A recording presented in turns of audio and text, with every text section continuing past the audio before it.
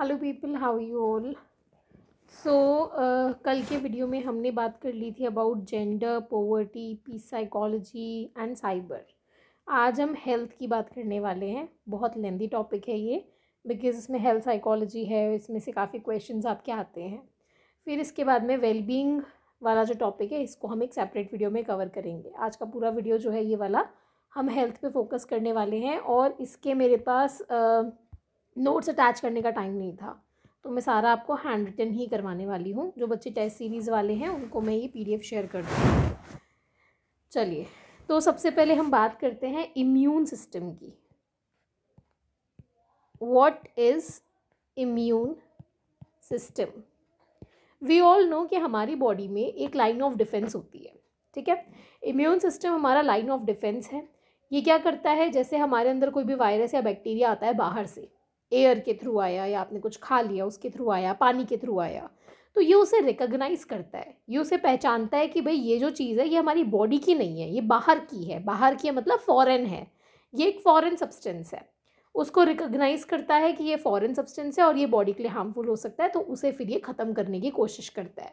तो हमारा जो इम्यून सिस्टम है basically it is a line of defence. ये डिफेंस करता है, हमारी बॉडी को डिफेंड करता है। ये क्या करता है, ये रिकॉग्नाइज करता है फॉरेन सब्सटेंसेस को, ठीक है, जो कि हमारी बॉडी से अलग है, उन्हें ये पहचानता है, ठीक है। अब इम्यून सिस्टम के मेजर पार्ट्स कौन कौन से हैं वो मैं आपको बताती हूँ। इनमें से क्वेश्चंस आपसे पूछे जाते हैं, इम्यून सिस्टम के मेजर पार्ट्स कौन से हैं। तो इन्हें हम दो तरीके से कैटेगराइज कर सकते हैं। एक होते हैं प्राइमरी लिम्फॉइड ऑर्गन्स, और एक होते हैं आपके सेकेंडरी। तो प्राइमरी में आपके दो आते हैं, एक है बोन मैरो। आपने सबने सुना होगा बोन मैरो, बहुत इंपॉर्टेंट होता है ये bone marrow. Basically bone marrow के अंदर ही हमारे दो तरह के सेल्स होते हैं, B cells and T cells, ये प्रोड्यूस होते हैं, ठीक है। ये बी सेल्स और टी सेल्स जो हैं ये बहुत इंपॉर्टेंट होते हैं हमारी बॉडी के लिए, इसके बारे में हम आगे बात करेंगे। तो बोन मैरो क्यों इंपॉर्टेंट है? Because it produces B and T cells, और जो बी सेल्स हैं ये केवल प्रोड्यूस ही नहीं होते, डेवलप भी होते हैं। इसके अलावा बोन मैरो में हमारे आरबीसीज, प्लैटेलेट्स, डब्ल्यूबीसी सब कुछ यही होते हैं। क्या क्या होते हैं? RBCs red blood cells, white blood sales, और हमारे प्लैटेलेट्स। ये आपने पहले बचपन में पढ़ा हुआ है सब कुछ। रेड ब्लड सेल्स में आपकी हेमोग्लोबिन वगैरह सारी चीज़ें आ जाती हैं। डब्ल्यूबीसीज जो होते हैं ये बेसिकली आपके लाइन ऑफ डिफेंस ही है, ये जर्म्स वगैरह को मारते हैं। और प्लैटलेट्स जो होते हैं ब्लड को क्लॉट करते हैं, कहीं चोट लग गई, खून निकलता है, तो वो खुरंड जो जमती है वो प्लैटलेट्स की वजह से होती है। देन आपका दूसरा आ जाता है थाइमस। ये जो थाइमस है यहाँ पे टी सेल्स मैच्योर होते हैं, ठीक है, और ये बहुत से हॉर्मोन्स को भी सेक्रीट करता है। तो टी सेल्स मैच्योर हियर। तो टी सेल्स और बी सेल्स दोनों इंपॉर्टेंट हैं ही। तो बोन मैरो में बी और टी दोनों बनते हैं, और थाइमस में टी मैच्योर होते हैं। ये आपके प्राइमरी लिम्फॉइड ऑर्गन्स हैं। अब हम बात करते हैं सेकेंडरी की। तो सेकेंडरी में आपके कौन कौन से आते हैं? तो एक आपका आ गया लिम्फ नोड्स। लिम्फ नोड्स क्या है? यहाँ पे जो भी हमारे पैथोजेंस, वायरसेस वगैरह जो होते हैं वो सारे के सारे यहाँ आते हैं, और यहाँ पे फैगोसाइट्स और डब्ल्यूबीसीज जो है इन्हें ख़त्म कर देते हैं। बेसिकली यहाँ पे क्या होता है, यहाँ पे फैगोसाइटोसिस होता है। अब इसे समझेंगे क्या है। सपोज कीजिए ये हमारी बॉडी है, ठीक है। हमारी बॉडी में बाहर से कोई सब्सटेंस जो है वो आया यहाँ पे, ठीक है। यहाँ पे बाहर से एक सब्सटेंस जो है वो आया, ये एक वायरस है। अब ये वायरस जो है ये एक फॉरेन सब्सटेंस है, इसे हमारा इम्यून सिस्टम डिटेक्ट करेगा कि ये तो फॉरेन है, ये हमारी बॉडी को हार्म कर सकता है। तो फैगोसाइटोसिस एक प्रोसेस है जिसमें क्या होता है कि हमारा जो ये पूरा वायरस है इसको तोड़ने के बजाय इसको निगल लिया जाता है, इसको एनगल्फ कर लिया जाता है। निगलना जिसे कहते हैं, है ना, स्वेलो करना। तो ये जब स्वेलो होता है, ठीक है, ये कौन सा स्वेलो करता है? इसे करता है फैगोसाइट्स।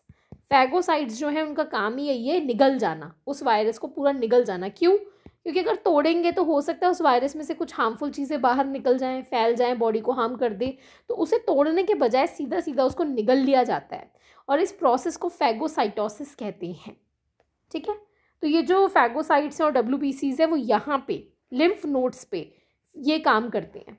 ठीक है, तो यहाँ पे क्या होता है, यहाँ पे फैगोसाइट्स एंड WBCs ये दोनों के दोनों क्या करते हैं, वो यहाँ प्रेजेंट होते हैं। दे एनगल्फ फैगोसाइट्स करेंगे, है ना। तो एनगल्फ वर्ड यूज में नहीं लेते हम, किल ले देते हैं। ये क्या करते हैं, दे किल्स फॉरेन सब्सटेंसेस। ठीक है, तो फैगोसाइट्स हैं, तो इस प्रोसेस को हम फैगोसाइटोसिस भी कहते हैं। ठीक है, फाइन। इसके अलावा और कौन कौन से आते हैं, इसके अलावा आपका आता है स्प्लीन। स्प्लीन क्या करता है, स्प्लीन एक बहुत बड़े फिल्टर की तरह होता है। ये जो रेड ब्लड सेल्स हैं जो डैमेज हो गए उन्हें रिमूव करता है। ठीक है, it removes damaged RBCs, damage red blood cells को ये रिमूव करता है।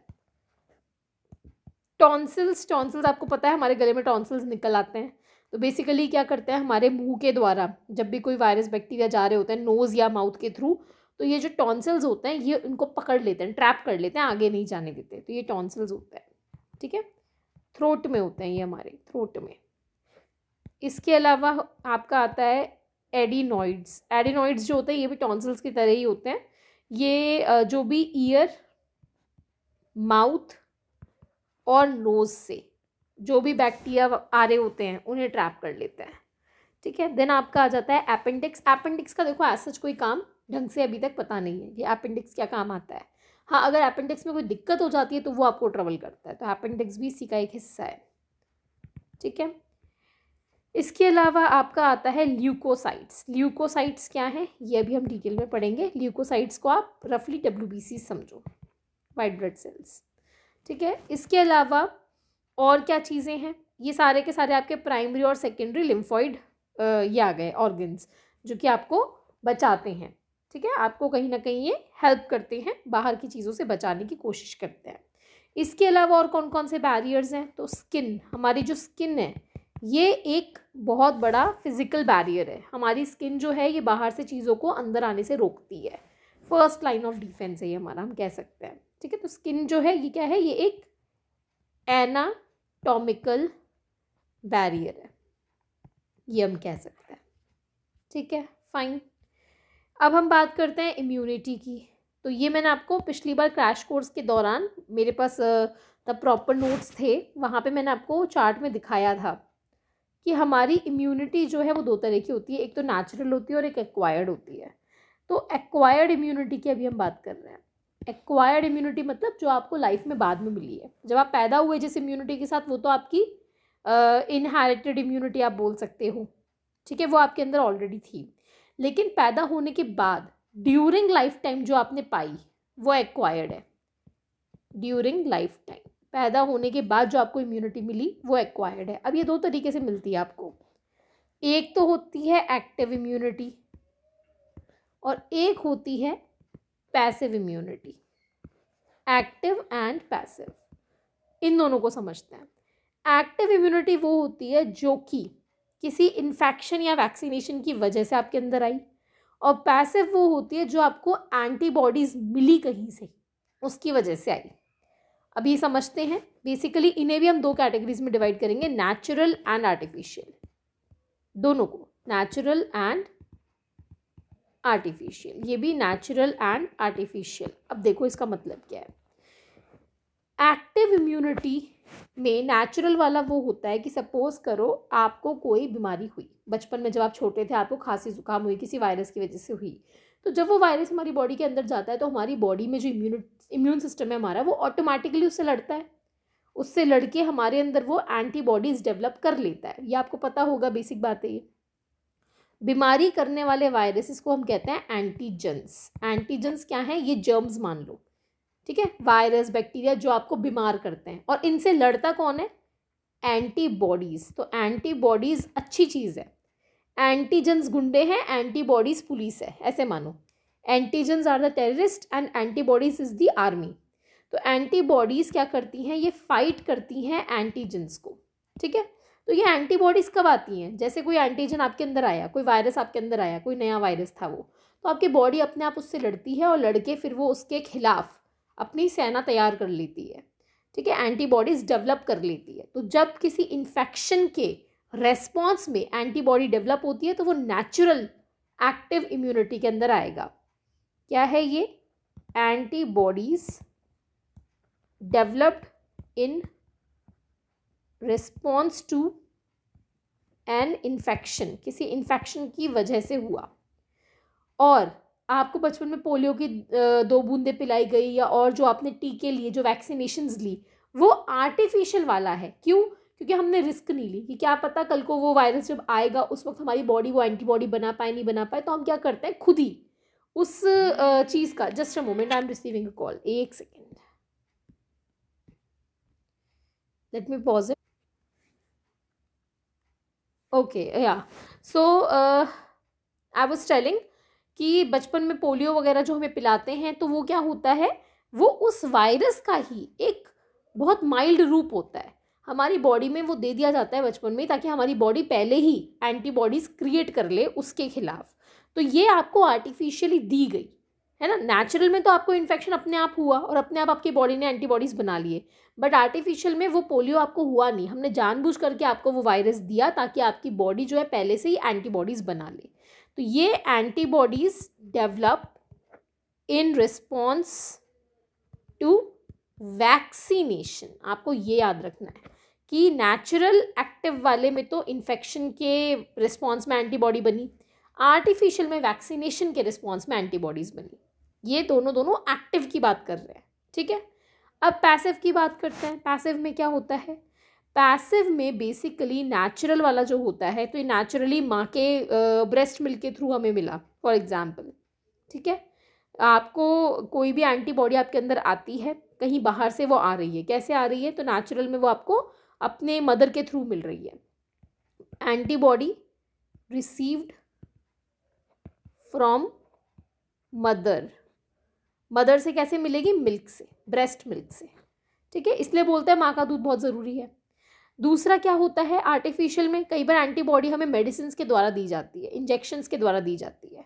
तो जो आपको मेडिसिन से मिल रही है या इंजेक्शन से मिल रही है वो आपके इसमें आएंगे। ये दोनों पैसिव में आते हैं क्योंकि बेसिकली ये बॉडी अपने आप क्रिएट नहीं कर रही है, या आप बाहर से कहीं से ले रहे हो। एक्टिव में आपकी बॉडी एक्टिव है, बॉडी ने अपने आप बनाया।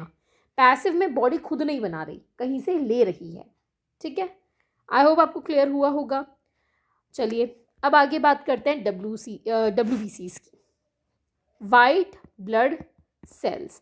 वाइट ब्लड सेल्स जो होते हैं they are really very important, ठीक है। इनको ल्यूकोसाइट्स भी कहते हैं। ये हमारी बॉडी में जो भी ये हार्मफुल चीज़ें होती हैं इनसे लड़ाई झगड़े करते हैं, हमारी बॉडी को ये बचाते हैं, ठीक है। आप कभी जैसे टेस्ट कराते हो ब्लड टेस्ट, तो उसमें RBCs WBCs का काउंट आता है। अगर WBCs का काउंट बहुत ज़्यादा है इसका मतलब आपकी बॉडी में कोई इन्फेक्शन है और उस इन्फेक्शन से लड़ने के लिए WBCs बहुत ज़्यादा हैं आपकी बॉडी में, इस तरीके से डिटेक्ट किया जाता है।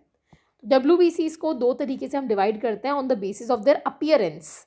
माइक्रोस्कोप में किस तरीके से वो दिखेंगे उसके बेसिस पे उन्हें डिवाइड किया जाता है, ग्रेन्यूलोसाइट्स और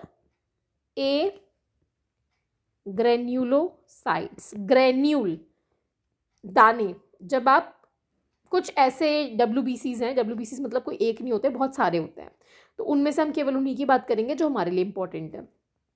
कुछ ऐसे WBCs होते हैं जिन्हें माइक्रोस्कोप में जब आप देखते हो तो वो बहुत रफ नज़र आते हैं, रफ है ना, खुरदरे। और कुछ ऐसे होते हैं जो आपको खुरदरे नज़र नहीं आते, स्मूथ नज़र आते हैं। तो जो रफ नज़र आते हैं उन्हें नाम दे दिया ग्रेन्यूलोसाइट्स, जो स्मूथ नज़र आते हैं उन्हें नाम दे दिया ग्रेन्यूलोसाइट्स, ठीक है। अब ग्रेन्यूलोसाइट्स में 3 आते हैं जो हमें बात करनी है, ठीक है। एक आता है आपका न्यूट्रोफिल, दूसरा है एजिनोफिल, तीसरा है बेसोफिल, ठीक है। फिल, इस तरीके से न्यूट्रोफिल, एजिनोफिल और बेसोफिल। ग्रेन्यूलोसाइट्स में आपके 2 आते हैं, ठीक है। इसको मैं 4-5 डाल देती हूँ। लिम्फोसाइट और मोनोसाइट। अब इन्हें समझते हैं। न्यूट्रोफिल जो है और जो आपका एजिनोफिल है, ये दोनों के दोनों फैगोसाइट्स हैं। फैगोसाइट्स मतलब वही एनगल्फ करेंगे, ये दोनों के दोनों क्या हैं, ये फैगोसाइट्स। फैगोसाइट समझ में आया, जो कि खा जाएंगे, एनगल्फ कर जाएंगे, ठीक है। इनका एक सिंगल रिस्पॉन्स है कि इन्हें केवल खाना है, इसीलिए इसको बोलते हैं generic response. Generic response, single response, ठीक है, सिंगल रिस्पॉन्स, एक ही काम है, बस घप कर गए, खा गए। बेसोफिल जो होते हैं बेसिकली ये क्या करते हैं, ये हमारे बॉडी में जब भी कोई इन्फेक्शन या कुछ होता है उससे लड़ाई करते हैं, और लड़ाई करके उसमें इन्फ्लेमेशन प्रोड्यूस करते हैं। इन्फ्लेमेशन की वजह से आपने देखा होगा कई बार हमारे कुछ एरियाज लाल हो जाते हैं, सूजन आ जाती है, स्वेलिंग हो जाती है, वो एलर्जिक रिएक्शंस जो होते हैं वो इनकी वजह से होते हैं, ठीक है। तो बेसोफिल्स जो हैं ये क्या करते हैं, they produce inflammatory and allergic reactions, ठीक है, फाइन। अब लिम्फोसाइट्स क्या करते हैं, तो लिम्फोसाइट्स बहुत अलग अलग तरह के होते हैं। इसमें आपका बी आ गया, बी लिम्फोसाइट, टी लिम्फोसाइट और एन के नेचुरल किलर सेल्स, इसको भी हम बात करेंगे। मोनोसाइट की बात करते हैं। मोनोसाइट को भी आप दो तरीके से डिवाइड कर सकते हो। एक होता है डेंड्राइटिक सेल और एक होता है आपका मैक्रोफेज। मैक्रो मतलब बड़ा और फेज मतलब फैगोसाइट, ठीक है। ये जो मोनोसाइट है बेसिकली ये भी फैगोसाइट्स ही हैं, मतलब ये दोनों के दोनों आपके फैगोसाइट्स हैं। फ़र्क केवल इतना है कि मैक्रो मतलब ये थोड़ा सा दिखने में बड़ा होता है, लार्ज होता है, और डेंड्राइटिक वाला जो है मे बी ये डेंड्राइट्स पे वर्क करता है, ठीक है। ये इनका क्या काम है मोनोसाइट्स का, ये भी फैगोसाइट्स है तो ये भी इनगल्फ कर जाते हैं। लिम्फोसाइट के भी हम बात करेंगे। तो अब आपसे अगर पूछ ले कि कौन कौन से फैगोसाइट्स हैं, तो न्यूट्रोफिल, एजिनोफिल और मोनोसाइट, ये तीनों आपके फैगोसाइट्स हैं, ठीक है। बेसोफिल और लिम्फोसाइट ये दोनों फैगोसाइट्स नहीं हैं। फैगोसाइट्स कौन होते हैं, जो कि घप कर जाते हैं, इनगल्फ कर जाते हैं, निगल जाते हैं, ठीक है। किसको निगलते हैं, एंटीजेंस को, वायरस, बैक्टीरिया, जो भी फॉरेन सब्सटेंस है हार्मफुल हमारे लिए, उसको इनगल्फ कर जाते हैं, ठीक है। इनका केवल एक ही काम है, इनगल्फ करना, इसीलिए इसको हम जेनेरिक रिस्पॉन्स कहते हैं, ठीक है, फाइन। अब बात करते हैं लिम्फोसाइट की, ये इंपॉर्टेंट है, इसको मैं अलग से बताती हूँ आपको। तो लिम्फोसाइट, पहली बात तो क्या है, lymphocyte is a type of white blood cell. ये कौन सी कैटेगरी में आएगा, ये आएगा अग्रेन्युलोसाइट, ये दिखने में स्मूथ होता है, ठीक है। इसको हम बी और टी सेल की बात करते हैं, बी सेल या बीटा सेल और आपका टी सेल। बी सेल जो होता है, बी क्यों बोला, क्योंकि बोन मैरो में प्रोड्यूस होता है, प्रोड्यूस्ड इन बोन मैरो, ऐसे याद कर लेना, ज़रूरी नहीं इसलिए बोला हूँ, मैंने ऐसे याद किया था, ठीक है। टी सेल भी बोन मैरो में ही प्रोड्यूस होता है, लेकिन ये मेच्योर थाइमस में होता है, तो इसलिए इसको टी से थाइमस याद कर लेना। Produced in bone marrow, matures in thymus, ठीक है। ये तो मैंने आपको भी बताया ही था शुरू में ही। इसके अलावा क्या याद रखना है, ये जो बी सेल होता है ये क्या करता है, बेसिकली इसका काम है एंटीबॉडीज़ को पहचानना। एंटीबॉडीज़ जो है ये क्या करती हैं, बेसिकली इसकी जो एंटीबॉडीज़ है, मतलब बी सेल जो भी एंटीबॉडीज़ प्रोड्यूस करता है उसका काम है एंटीजेंस को पहचानना कि ये एक फॉरेन सब्सटेंस आया है, ये क्या है, ये केवल आपको सचेत करता है उसको लेकर के, ठीक है। इसीलिए इसको ह्यूमरल इम्यूनिटी भी कहते हैं। क्या कहते हैं इसको, ह्यूमरल इम्यूनिटी। ह्यूमरल इम्यूनिटी मतलब ये क्या करता है बेसिकली कि the antibodies produced by B lymphocytes label and recognize antigens. ये केवल उन्हें पहचानेगी, ये उनसे लड़ेगी नहीं, ये याद रखना। बी सेल्स जो होते हैं ये लड़ते नहीं हैं, ये क्या करते हैं, ये केवल आइडेंटिफाई करते हैं, पहचानते हैं, सचेत करते हैं। लड़ता कौन है, टी सेल्स। ये क्या करते हैं, go to the infection site, जहाँ पे भी इन्फेक्ट हुआ है वहाँ पे जाते हैं एंड अटैक द एंटीजेंस। मतलब बेसिकली बी सेल ने शुरुआत का काम किया, उसने देखा कि बाहर से कुछ आया है, ये वायरस है, तो इसने जाके सचेत कर दिया। अब टी सेल्स जाके वहाँ लड़ाई करेंगे। ठीक है, तो ये बी सेल्स की तो है ह्यूमरल इम्यूनिटी, टी सेल्स की हम बोलेंगे सेल मीडिएटेड इम्यूनिटी। ठीक है, फाइन, सिंपल। ठीक है, ज़्यादा कुछ नहीं, बस इतना सा याद रखना है कि बी वाले जो होते हैं ये क्या करते हैं, ये आपको सचेत करते हैं, इसके जो एंटीबॉडीज़ हैं वो सचेत करेंगी। और आपका टी वाला जो है ये उन्हें मार गिराएगा, इसका काम है उनसे लड़ना, ये उन्हें मारेगा, जा कर के जहाँ पे भी इन्फेक्शन हुआ है, जहाँ पे भी आए हैं ये, वहाँ पे जा कर के ये उनको लड़ेगा। टी सेल्स भी जो हैं बहुत सारे अलग अलग तरह के होते हैं, इनको भी हम और थोड़ा सा पढ़ेंगे। इससे पहले मैं आपको NK नेचुरल किलर सेल्स के बारे में बताती हूँ। नेचुरल किलर सेल्स जो होते हैं बेसिकली ये कहीं ना कहीं हमारे इन्फेक्टेड जो सेल्स होते हैं उन्हें ख़त्म करने की कोशिश करते हैं। नेचुरल किलर नाम है इनका, नेचुरल किलर। तो जो हमारे सेल्स खराब हैं उन सेल्स को ये ख़त्म करने की कोशिश करते हैं, इनका यही काम है। मेन काम क्या है इनका, दे एलिमिनेट द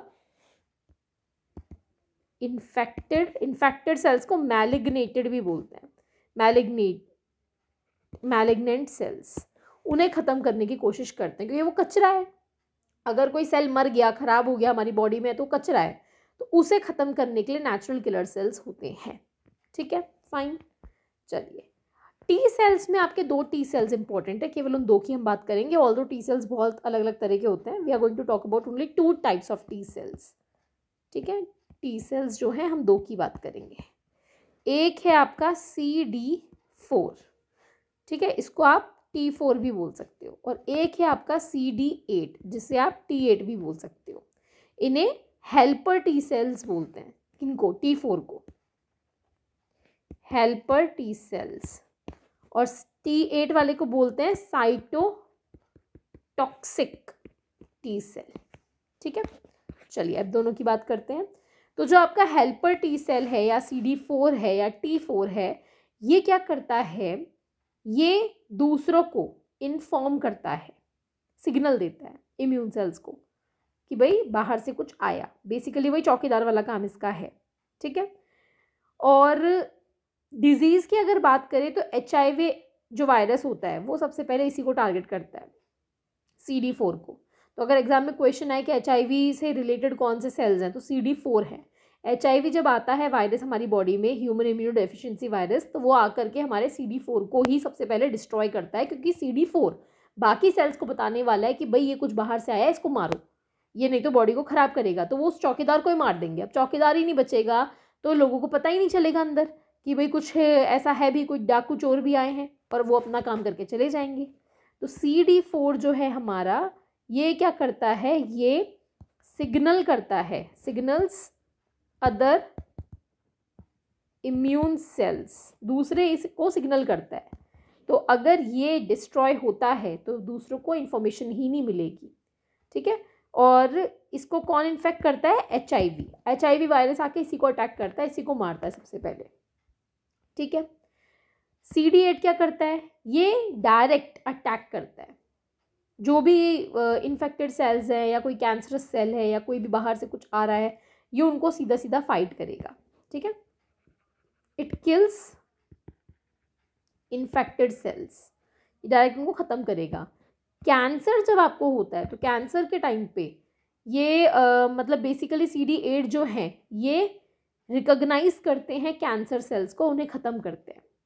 ठीक है, तो कैंसर से रिलेटेड कौन सा है, कैंसर से रिलेटेड आपका CD8 है, ये आपको ध्यान रखना है। ठीक है, फाइन। एक और टर्म आपकी आती है, वो मैं आपको बताती हूँ, ऑटो इम्यूनिटी। ऑटो इम्यूनिटी क्या होता है, कभी कभी हमारा इम्यून सिस्टम फेल हो जाता है। क्या फेल हो जाता है, इम्यून सिस्टम का काम है आइडेंटिफाई करना कौन बाहर का है कौन अंदर का है। कभी कभी ये फेल हो जाता है और बॉडी के अंदर की चीज़ों को और बाहर की चीज़ों को डिफ्रेंशिएट नहीं कर पाता, उसे हमारी बॉडी ही बाहर की लगने लग जाती है और वो हमारी बॉडी को अटैक करने लग जाता है। तो इम्यून सिस्टम अपनी ही बॉडी की चीज़ों को अगर हार्म करता है तो उसे हम कहते हैं auto immunity. For example multiple sclerosis, इस पर क्वेश्चन आया हुआ है कई बार। मल्टीपल स्क्लेरोसिस में क्या होता है, हमारा जो बॉडी है इम्यून सिस्टम वो माइलिन शीथ को, जो हमारी माइलिन शीथ होती है हर सेल में होती है, उसको वो फॉरेन सब्सटेंस समझ लेता है और उसको अटैक कर देता है, माइलिन शीथ को ख़त्म कर देता है। मोटर जो सेल्स होते हैं हमारे वहाँ की माइलिन शीथ को, उसकी वजह से हमारे मोटर मूवमेंट्स में बहुत दिक्कत आती है। ये मैं आपको आगे डिटेल में करवा दूंगी, अभी के लिए केवल ऑटो इम्यूनिटी याद रखें। ऑटो इम्यूनिटी में क्या होता है कि आर बॉडी या immune system fails to differentiate between our body substance and foreign substance and attacks the body's cells, हमारी बॉडी के सेल्स को ही ये हार्म करने लग जाती है। ठीक है, आई होप ये आपको समझ में आया होगा। मैंने बहुत आसान तरीके से समझाने की कोशिश की है, बहुत ज़्यादा डिटेल में मैं चीज़ें नहीं करा रही, जितनी ज़रूरी हैं काम की है एग्ज़ाम में आती हैं मैं उतनी ही आपको करा रही हूँ, बिकॉज़ वैसे भी बायो बहुत ज़्यादा बच्चों को पसंद नहीं आती, तो मुझे लगता है बहुत ज़्यादा डिटेल में कराने का कोई मतलब है भी नहीं। ठीक है, चलिए, तो मैम आपको मल्टीपल स्क्लेरोसिस भी बता रही थी, मल्टीपल स्क्लेरोसिस भी चलो मैं यहीं करवा देती हूँ आपको साथ के साथ ही, फिर आप वरना कन्फ्यूज़ हो गए। मल्टीपल स्क्लेरोसिस ये ऑटो इम्यून डिजीज़ेस का ही एक हिस्सा है। इसमें क्या होता है, मतलब it is an example of auto immune diseases. इसमें क्या होता है, इसमें हमारी बॉडी किसे रिकॉग्नाइज नहीं करती, माइलिन शीथ को। Body does not recognize myelin sheath of motor neurons. अब मोटर न्यूरॉन्स को नहीं करती तो मतलब ये उसको फॉरेन समझती है और उसको अटैक कर देती है, माइलिन शीथ को, उसको डिस्ट्रॉय कर देती है। तो धीरे धीरे माइलिन शीथ जो है वो डिस्ट्रॉय हो जाएगी, डैमेज हो जाएगी, तो उसकी वजह से क्या होगा, मोटर न्यूरॉन्स की हुई है तो मोटर मूवमेंट में प्रॉब्लम आएगी, प्रॉब्लम्स इन मोटर मूवमेंट्स, जैसे कि जर्की या इरेगुलर मोटर मूवमेंट्स, ढंग से चल नहीं पाएंगे। शॉक लाइक ट्रेमर्स, जैसे झटका लगता है ना वैसे ट्रेमर्स आएंगे। ठीक है, अच्छा एक और बात, अब इसमें कोई आपको दिमागी तौर पे कोई क्षति पहुंचेगी नहीं पहुंचेगी। नो कॉग्निटिव डेफिसिट, क्योंकि सेंसरी न्यूरॉन्स पे फर्क नहीं पड़ रहा, केवल मोटर पे पड़ रहा है, तो केवल चलने फिरने में इस तरह की तकलीफें जो है इनसे आपको जूझना पड़ेगा। ठीक है, फाइन। चलिए अब थोड़ा सा और बात करते हैं, एक बार देखते हैं मैंने आपको कितना बताया और क्या रहता है। मैंने आपको अभी तक बेसिकली इम्यून सिस्टम के बारे में मैंने आपको थोड़ा बहुत बताया अभी तक, है ना। ओके, अभी हमें सारे डिजीज़ेस पढ़ने हैं, हेल्थ क्या है बेसिकली, हेल्थ साइकोलॉजी ये सब देखना है। चलिए ठीक है,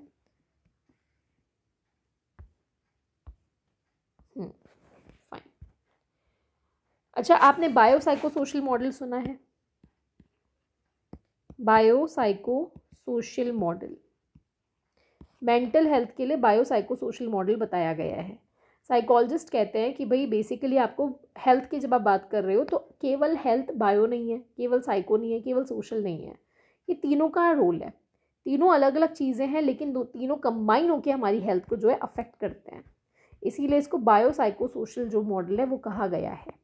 ठीक है, मैं आपको बहुत बेसिक सी बातें बता रही हूँ, अब थोड़ा सा फिर इसके बाद में मैं आपको डिसऑर्डर्स बताऊंगी, एक जनरल ओवरव्यू मैं आपको देती हूँ। तो हेल्थ साइकोलॉजी जब हमारा आया तो हेल्थ साइकोलॉजी ने बोला कि भाई आपका बायो मतलब बायोलॉजिकली आपकी बॉडी के न्यूरॉन्स, हॉर्मोन्स, ये सारी चीज़ें, जीन्स, इम्यूनिटी, ये सब। साइको मतलब आपके बिलीव्स, बिहेवियर्स, पर्सनालिटी, इमोशंस, ये सब। और सोशल मतलब आपके relationship with other people, education, poverty, ये सारी चीज़ें, ये सब मिलके आपकी मेंटल हेल्थ को अफेक्ट करता है। तो mental health is affected by our bio, our psycho and our social component, तीनों से ये इम्पैक्ट होती है, ये इन्होंने कहा है। हेल्थ साइकोलॉजिस्ट आजकल यही कहते हैं कि केवल एक चीज़ नहीं है। ठीक है, माइंड और बॉडी जो है ये इन तीनों चीज़ों को पढ़ के ही आप इनको समझ पाओगे। इसके अलावा मैं आपको बताती हूँ वेलनेस क्या है। According to WHO, world health organization के अकॉर्डिंग, केवल बीमारी ना होने का मतलब ये नहीं है कि आप हेल्दी हो। अगर कोई कहे कि हेल्थी होने का क्या मतलब है, WHO ये कहता है कि एब्सेंस ऑफ डिजीज़, कि भाई मुझे कोई बीमारी नहीं है या मुझे कोई इलनेस नहीं है, इसका मतलब ये नहीं कि मैं हेल्दी हूँ। नो, केवल बीमारी ना होने का मतलब ये नहीं है आप हेल्दी हो। आप हेल्दी तब होगे जब आपका कंप्लीट फिजिकल, शारीरिक, मेंटल, मानसिक और इमोशनल का हिंदी मुझे याद नहीं आ रहा, आई थिंक क्या बोलते हैं, भावनात्मक वेलबींग, ये तीनों होना चाहिए। फिजिकल, मेंटल और इमोशनल, हर तरीके से आप वेल होने चाहिए, तब आपको हेल्दी कहा जाएगा। ठीक है, केवल बीमारी ना होने का मतलब ये नहीं कि आप हेल्दी हैं, सोशली भी आप होने चाहिए। अब कुछ कुछ टर्म्स की बात करते हैं। ये टर्म्स आपको एक बार मैच द फॉलोइंग में आई थी। एपिडेमियोलॉजी। एपिडेमियोलॉजी का मतलब होता है जब आप स्टडी करते हो कि बेसिकली कितनी फ्रिक्वेंसी है किसी बीमारी की, कैसे डिस्ट्रीब्यूटेड है, क्या कॉजेज़ हैं, तो वो चीज़ें आपके इसमें आती है। एपिडेमियोलॉजी का मतलब क्या है? Study of frequency, distribution and causes of disease in a population. कैसा भी डिसऑर्डर हो, कैसा भी डिजीज़ हो, मतलब बेसिकली इन्फेक्शियस, नॉन इन्फेक्शियस, कैसा भी हो। इन्फेक्शियस वो होता है जो एक से दूसरे में फैलता है इन्फेक्शन के द्वारा, और नॉन इन्फेक्शियस जो नहीं फैलता, जैसे डायबिटीज़ फैलेगा नहीं, है ना, लेकिन खांसी जुकाम वो फैलता है, वो इन्फेक्शियस है। ठीक है, एपिडेमियोलॉजी में बेसिकली दो चीज़ें पढ़ी जाती है। इसके अंदर दो टर्म्स हैं जो मेन है, जो आती हैं। एक है आपकी morbidity,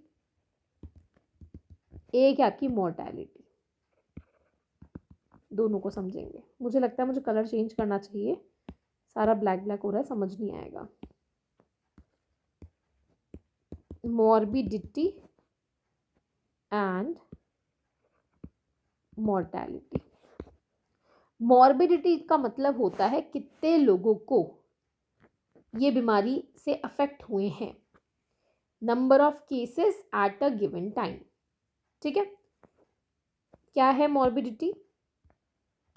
number of people affected by a disease. और मॉर्टैलिटी क्या है? कितने लोग उस डिसऑर्डर की वजह से डेथ को पा गए। ठीक है, मतलब कितने लोग मर गए। Number of deaths due to a disease. जैसे कोविड आया, तो कोविड के टाइम पे कितने लोग मर रहे थे, रोज आता था ना कि आज इतने लोग मरे, आज उतने लोग मरे, वो मॉर्टैलिटी है, कितने लोग मर रहे हैं। मॉर्बिडिटी मतलब कितने लोग उससे अफेक्ट हुए, मतलब कितने लोगों के अंदर वायरस गया, कितने लोग उस बीमारी से जूझ रहे हैं, दैट इज मॉर्बिडिटी। अब मॉर्बिडिटी में भी दो चीज़ें आएंगी। मॉर्बिडिटी के अंदर भी आपको दो चीज़ें देखनी है। एक होता है प्रिवलेंस और एक होता है इंसिडेंस। ये एग्जाम में पहले पूछा गया है। प्रिवलेंस का मतलब होता है आज की तारीख में कितने एक्टिव केसेस प्रेजेंट हैं, टोटल कितने लोग अब तक इस बीमारी से अफेक्ट हुए हैं, total number of active cases at present. ठीक है, इंसिडेंस का मतलब होता है नए कितने केसेस आए। ठीक है, कितने नए केसेस आए, नंबर ऑफ न्यू केसेस। जैसे कि फॉर एग्जांपल अगर हम कहें कि 2024 में कोरोना जो था उससे 1000 लोग पीड़ित हुए। ठीक है, तो 1000 लोग पीड़ित हुए, दैट इज प्रिवलेंस। अब उसमें अगर मैं ये कहूँ कि कल की तारीख में 10 नए केसेस डिटेक्ट हुए, दैट इज इंसिडेंस। तो जो नए केसेस आते हैं वो है इंसिडेंस। प्रिवलेंस मतलब कितने लोग टोटल उस चीज़ से अफेक्ट हुए, और न्यू कितने आए वो इंसिडेंस है, और कितने मर गए वो मोर्टेलिटी है। ये आपको समझना होगा, ये एग्जाम में डायरेक्ट मैच द फॉलोइंग में आपसे पूछते हैं। ठीक है, फाइन। इटायोलॉजी भी एक टर्म है। इटायोलॉजी का मतलब कॉजेस को स्टडी करना, क्या कारण है इस बीमारी के, क्या रीजंस हैं, व्हाट आर द कॉजेस। ठीक है, चलिए अब हम बात करते हैं हेल्थ बिहेवियर की। ये टॉपिक भी है आपके एग्जाम में आता है, हेल्थ बिहेवियर। हेल्थ बिहेवियर के बारे में दो जनों ने बात की थी, SV Kasl and S Cobb. इन दोनों ने 3 तरह के हेल्थ बिहेवियर बताए। ठीक है, इन्होंने 3 तरह के हेल्थ बिहेवियर बताए, प्रिवेंटिव, इलनेस और सिक रोल। ठीक है, प्रिवेंटिव हेल्थ बिहेवियर, प्रिवेंटिव मतलब कि बेसिकली आप कैसे खुद को प्रिवेंट करते हो बीमारी होने से, कैसे आप बचाव रखते हो। देन इन्होंने बताया इलनेस बिहेवियर कि भाई एक बार बीमार हो गए तो उसके बाद अब आप कैसे खुद को इलनेस से रेमेडी कैसे दिलाते हो। और तीसरा होता है सिक रोल बिहेवियर, ठीक होने के लिए क्या करते हो। मैं दोबारा बताती हूँ। पहला इन्होंने बताया आपका प्रिवेंटिव हेल्थ बिहेवियर, दूसरा इन्होंने बताया इलनेस बिहेवियर और तीसरा बताया सिक रोल बिहेवियर। प्रिवेंटिव मतलब कि prevention is better than cure, आपने सुना होगा, है ना। मतलब बचाव जो है वो इलाज से बेहतर है। इसमें हम बीमारी को होने से रोकते हैं, हम चाहते ही नहीं बीमारी हो। तो कैसे, जैसे सपोज कीजिए मेरे पेरेंट्स को दोनों को डायबिटीज़ है, तो मुझे ज़्यादा डिस्पोजिशन है कि मुझे इजीली डायबिटीज़ हो सकता है, तो मैं प्रिवेंट करती हूँ। मैं क्या करती हूँ, अब तो नहीं करती, पहले मैं करती थी बहुत ज़्यादा कि मैं मीठा बिल्कुल अवॉइड करती थी, मैं खाती ही नहीं थी। अब तो मेरी इतनी गंदी आदत हो गई कि मैं खाना खाने के बाद 1-1 2-2 ब्लॉक्स डेयरी मिल्क के खा रही थी।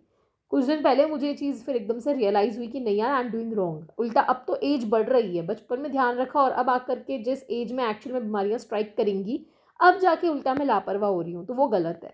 तो प्रिवेंटिव हेल्थ बिहेवियर इज़ जब आप उस बीमारी को होने से पहले रोकते हो। कैसे रोकते हो, प्रिकॉशंस लेकर के, बेसिकली प्रिकॉशंस लेते हो आप। जैसे कि मैं मीठा अगर ना खाऊं, मैं अगर हेल्दी डाइट रखूं, अगर मैं एक्सरसाइज करूं, योग करूं, मेडिटेट करूं, अच्छी स्लीप लूं, तो वो सब प्रिवेंटिव हेल्थ बिहेवियर में आएगा। प्रिवेंटिव हेल्थ बिहेवियर में वो हमारे हेल्थ बिहेवियर्स होते हैं जिनसे हम किसी बीमारी को होने से रोकते हैं। मुझे पता है मेरे पेरेंट्स को अगर शुगर है, डायबिटीज़ है, मुझे होने के चांसेस ज़्यादा है, तो मैं पहले से ही अगर मीठा ना खाऊं, उन चीज़ों का ध्यान रखूं, तो वो प्रिवेंटिव हेल्थ बिहेवियर में आएगा। नाउ सपोज कि मुझे ऐसा फील हो रहा है कि मुझे आजकल बहुत ज़्यादा हाथ पैर काँप रहे हैं, तो मैं डॉक्टर के पास जाऊंगी दिखाने के लिए, दैट इज़ इलनेस बिहेवियर। मुझे समझ में आ गया मुझे कुछ बीमारी हो रही है, तो मुझे डॉक्टर के पास जाना पड़ेगा, वो होता है illness behaviour. Behaviour aimed to seek remedy, इलाज कराना, रेमेडी करना। जैसे कि डॉक्टर के पास आप गए, डॉक्टर को दिखाया, चेकअप करवाया, वो चीज़। अब इसके बाद आपको पता तो चल गया हाँ भाई बीमारी है, डॉक्टर ने आपको सारी चीज़ें दे दी, अब आप बीमार हो, है ना। अब आप बीमार हो, कहा जाएगा कि भाई ये बीमार है, तो सिक हो। अब आप तो सिक इंसान क्या करेगा, सिक इंसान को क्या करना पड़ेगा, उसकी कोशिश है कि मैं ठीक हो जाऊं, एम्ड टू गेट वेल। ठीक कैसे होंगी मैं, मुझे मेडिसिन लेनी पड़ेगी जो डॉक्टर ने बोली है, मुझे रेस्ट लेना पड़ेगा, मुझे उसने जो भी परहेज़ करे हैं कि भाई मीठा मत खाओ, तो वो मुझे नहीं खाना, इन बातों का ध्यान रखना पड़ेगा। तो ये बहुत सिंपल सी बातें इन्होंने बताई है, प्रिवेंटिव, इलनेस और सिक रोल बिहेवियर। प्रिवेंटिव में आप उस बीमारी को होने से बचने की कोशिश करते हो कि मुझे बीमारी हो ही ना। इलनेस बिहेवियर में आपको पता चल गया कि आप बीमार हो, तो आप उसके लिए इलाज कराने जाते हो। और सिक रोल में अब आप बीमार तो हो, पर अब आपको ठीक होना है, तो ठीक होने के लिए जो चीज़ ज़रूरी है, एडहेरेंस शो करना। एडहेरेंस करना मतलब उस चीज़ को जो डॉक्टर ने बोला है उसको फॉलो करना, उसको कंसिस्टेंटली, परसिस्टेंटली उस चीज़ पे काम करना, वो आप करोगे, ये इन्होंने बताया। ठीक है, एक आप पे क्वेश्चन इस बार मैट्रेजो पे भी आया था। मैट्रेजो जो थे, ये एक हेल्थ साइकोलॉजिस्ट ही थे। इन्होंने हेल्थ बिहेवियर को और डिफाइन किया कि हेल्थ बिहेवियर 2 तरह के होते हैं। इन्होंने 2 तरह के हेल्थ बिहेवियर बताए। इन्होंने कहा एक होती है हेल्थ इम्पेयरिंग हैबिट्स और एक होती है हेल्थ प्रोटेक्टिव बिहेवियर। नाम से समझ में आ रहा है, नाम से समझ में। हेल्थ इम्पेयरिंग हैबिट्स मतलब जो इम्पेयर कर रही है, नेगेटिव इम्पैक्ट जिनका होता है, ठीक है, इन्हें हम कहते हैं बिहेवियरल पैथोजेंस। बिहेवियरल पैथोजेंस जो हमारे बिहेवियर में पैथोजेंस हैं, जैसे कि स्मोकिंग करना, ड्रिंकिंग करना, बहुत ज़्यादा अल्कोहल ले रहे हो, बहुत ज़्यादा स्मोकिंग कर रहे हो, या बहुत ज़्यादा बाहर का खाना खा रहे हो, है ना, जंक फूड ज़्यादा कंज्यूम करते हो, या ज़रूरत से ज़्यादा खाना ठूस लेते हो, तो वो सारी हेल्थ इम्पेयरिंग हैबिट्स हैं। इन्हें बिहेवियरल पैथोजेंस कहा जाएगा। ये आपको बीमारी की तरफ लेकर के जा रही हैं। इसके विपरीत आते हैं हेल्थ प्रोटेक्टिव बिहेवियर। ये बिहेवियरल इम्यूनोजेंस हैं। इम्यूनोजेंस इम्यून सिस्टम को बढ़ावा दे रहे हैं, पॉजिटिव अच्छी चीज़ है, जैसे कि ब्रश करना, अच्छे कपड़े मतलब साफ कपड़े पहनना, सीट बेल्ट पहनना, हेलमेट लगाना, इन्फॉर्मेशंस लेना अपनी हेल्थ से रिलेटेड, चेकअप करवाना रेगुलर, सही समय पे सोना, अच्छी नींद लेना, ये सारी जो गुड हैबिट्स होती हैं वो आपके हेल्थ प्रोटेक्टिव बिहेवियर के अंदर आती हैं। ठीक है। इसमें एक क्वेश्चन आपका ये भी आया था एक बार पर्सनल वेलनेस के 10 स्टेप्स के ऊपर, वो भी मैं आपको बताती हूँ कौन कौन से हैं। बेसिकली जो हेल्थ प्रोटेक्टिव बिहेवियर है इसमें क्या क्या आता है मैं आपको वो बताती हूँ। तो इसमें 10 मेन चीज़ें हैं। सबसे पहले तो आपको एक्सरसाइज रेगुलरली करनी चाहिए। ठीक है, मेरी छूट गई आदत, मैं दोबारा स्टार्ट करने की कोशिश करूँगी।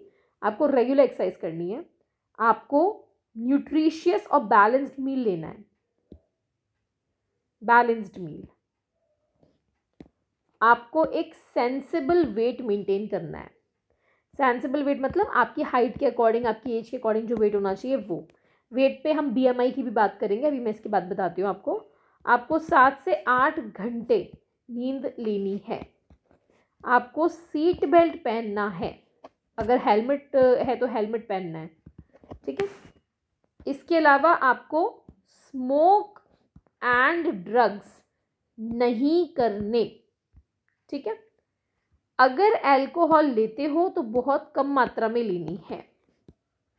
वैसे तो मैं कहूँगी नहीं लेनी, बट अगर उसमें लेना है तो मॉडरेशन में लेना है, इफ़ एनी, अगर लेनी है तो कम। Engage only in protected and safe sex. Sex कभी भी अनप्रोटेक्टेड नहीं करना, सेफ सेक्स करना है। रेगुलर डेंटल या मेडिकल चेकअप आपको कराना है। इसके अलावा आपको ऑप्टिमिस्टिक पर्सपेक्टिव रखना है और आपको सपोर्टिव फ्रेंडशिप रखनी है।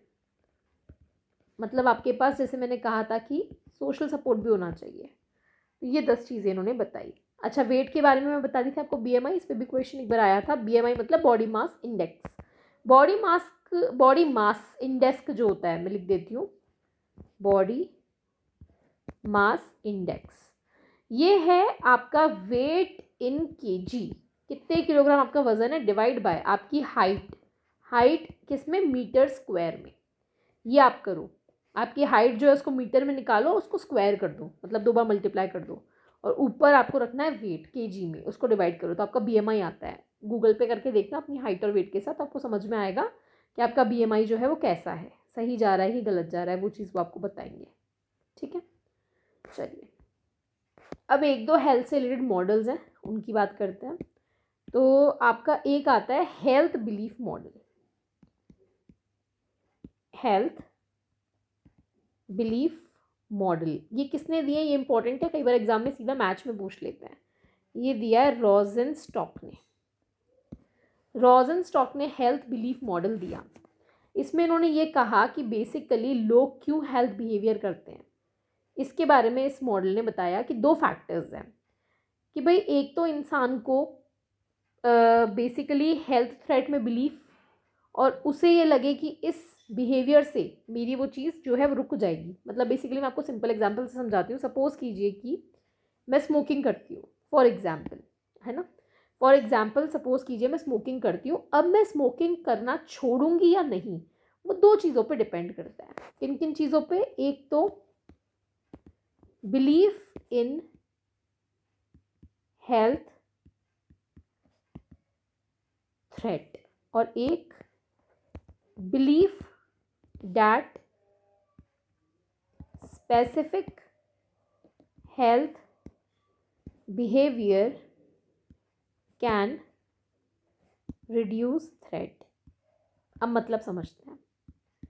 बिलीफ इन हेल्थ थ्रेट मतलब कि मुझे ऐसा बिलीफ हो कि हाँ एक्चुअल में मुझे थ्रेट है स्मोकिंग से, मुझे समझ में आए, है ना। मतलब जैसे सपोज करो मैं अगर स्मोकिंग करती हूँ तो ऑब्वियस बात है आज के टाइम पे सबको पता है स्मोकिंग करने से हार्मफुल इफेक्ट्स होते हैं, हमें इतनी जनरल अवेयरनेस है, तो मुझे वो अवेयरनेस होनी चाहिए, मुझे अपनी हेल्थ की टेंशन होनी चाहिए, मुझे ये भी पता होना चाहिए कि अगर मैं स्मोकिंग कर रही हूँ तो मुझे लंग कैंसर हो सकता है, मुझे ये भी बिलीफ होना चाहिए, ये भी मेरे अंदर विचार होने चाहिए कि एक्चुअल में ये जो लंग कैंसर है ये बहुत ज़्यादा डेंजरस है, इसकी वजह से मेरी मृत्यु भी हो सकती है।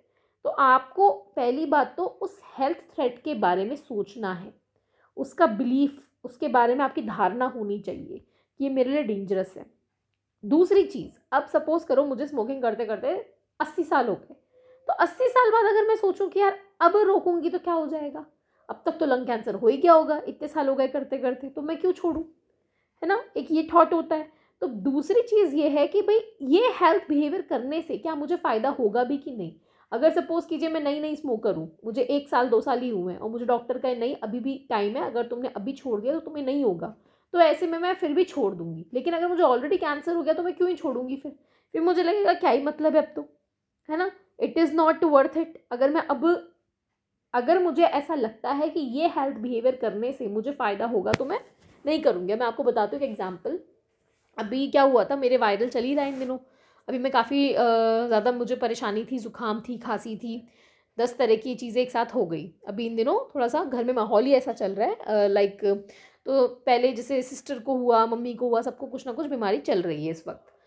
तो मुझे अभी जब से मैंने आपकी लाइव लेनी बंद करी है due to my viral and everything, तो उस वक्त मेरी कुछ दवाइयाँ स्टार्ट हुई, तो उन दवाइयों में कफ सिरप भी था। अब आई एम स्टिल अनश्योर कि क्या है, ये मेरी थियरी है कि भाई मुझे शायद कफ सिरप की वजह से शुगर शूट हुआ था, या मुझे नहीं पता किस वजह से हुआ था, बिकॉज जब मैं सिस्टर को छोड़ने गई थी उस दिन मैंने पेप्सी पिया था रात को, तो मुझे लगता है वैसे डिज़ोल्व फॉर्म ऑफ शुगर बहुत डेंजरस होती है, मुझे पता है, वो मैंने पेप्सी पी ली। उसके बाद में मुझे ज़ुकाम हो गई, खांसी हो गई, मैंने दवाइयाँ ले ली, कफ सिरप ले लिया, और मेरी इससे पहले आदत पड़ गई थी कि मैं खाने के बाद डेयरी मिल्क के 1-2 ब्लॉक्स खा ही रही थी। तो अभी मैंने 2-3 दिन पहले की ही बात है, मेरे हाथ बहुत ज़्यादा काँप रहे थे, तो मुझे समझ नहीं आया, मैंने कहा ये हाथ क्यों काँप रहे हैं, अभी वीकनेस है, कमज़ोरी है, क्या है। फिर एकदम से माइंड में आया यार शुगर में भी तो हाथ काँपते हैं, पानी भी मैं कम कंज्यूम कर रही थी, उससे भी शुगर जो है शूट करता है।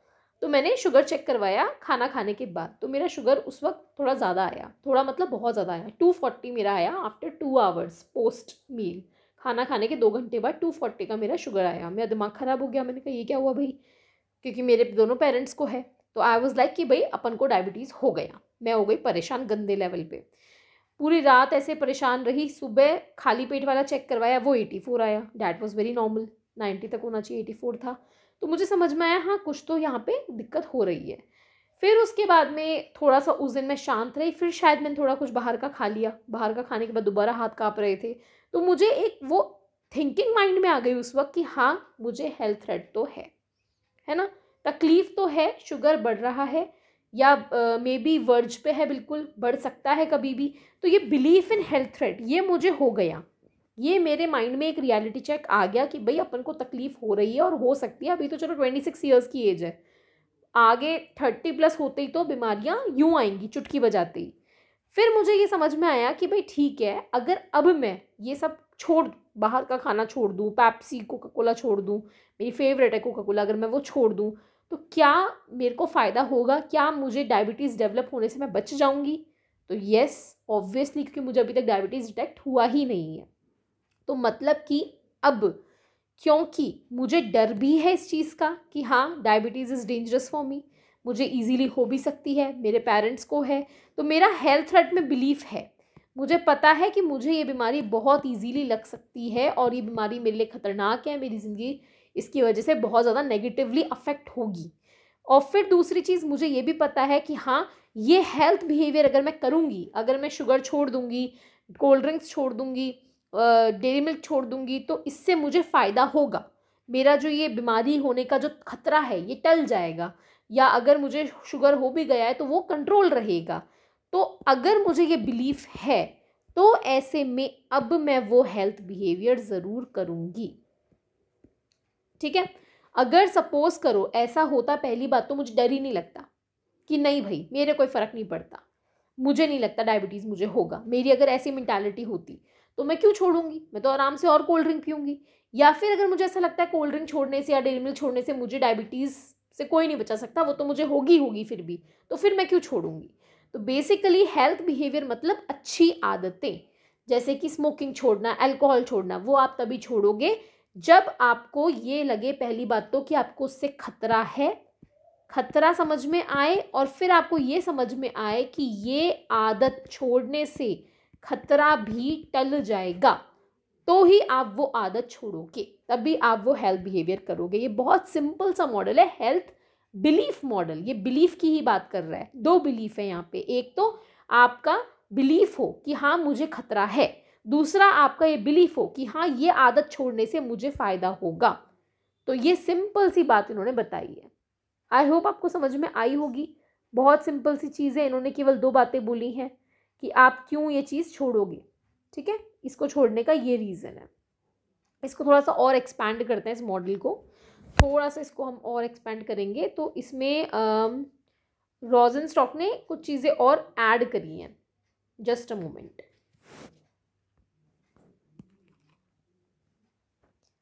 इसका ना मैं आपको क्रैश कोर्स के टाइम पे या तो फ़ोटो ही ऐड करके बताऊंगी, इतना आपको अभी समझ में नहीं आ पाएगा मुझे ऐसा लग रहा है। Just a moment.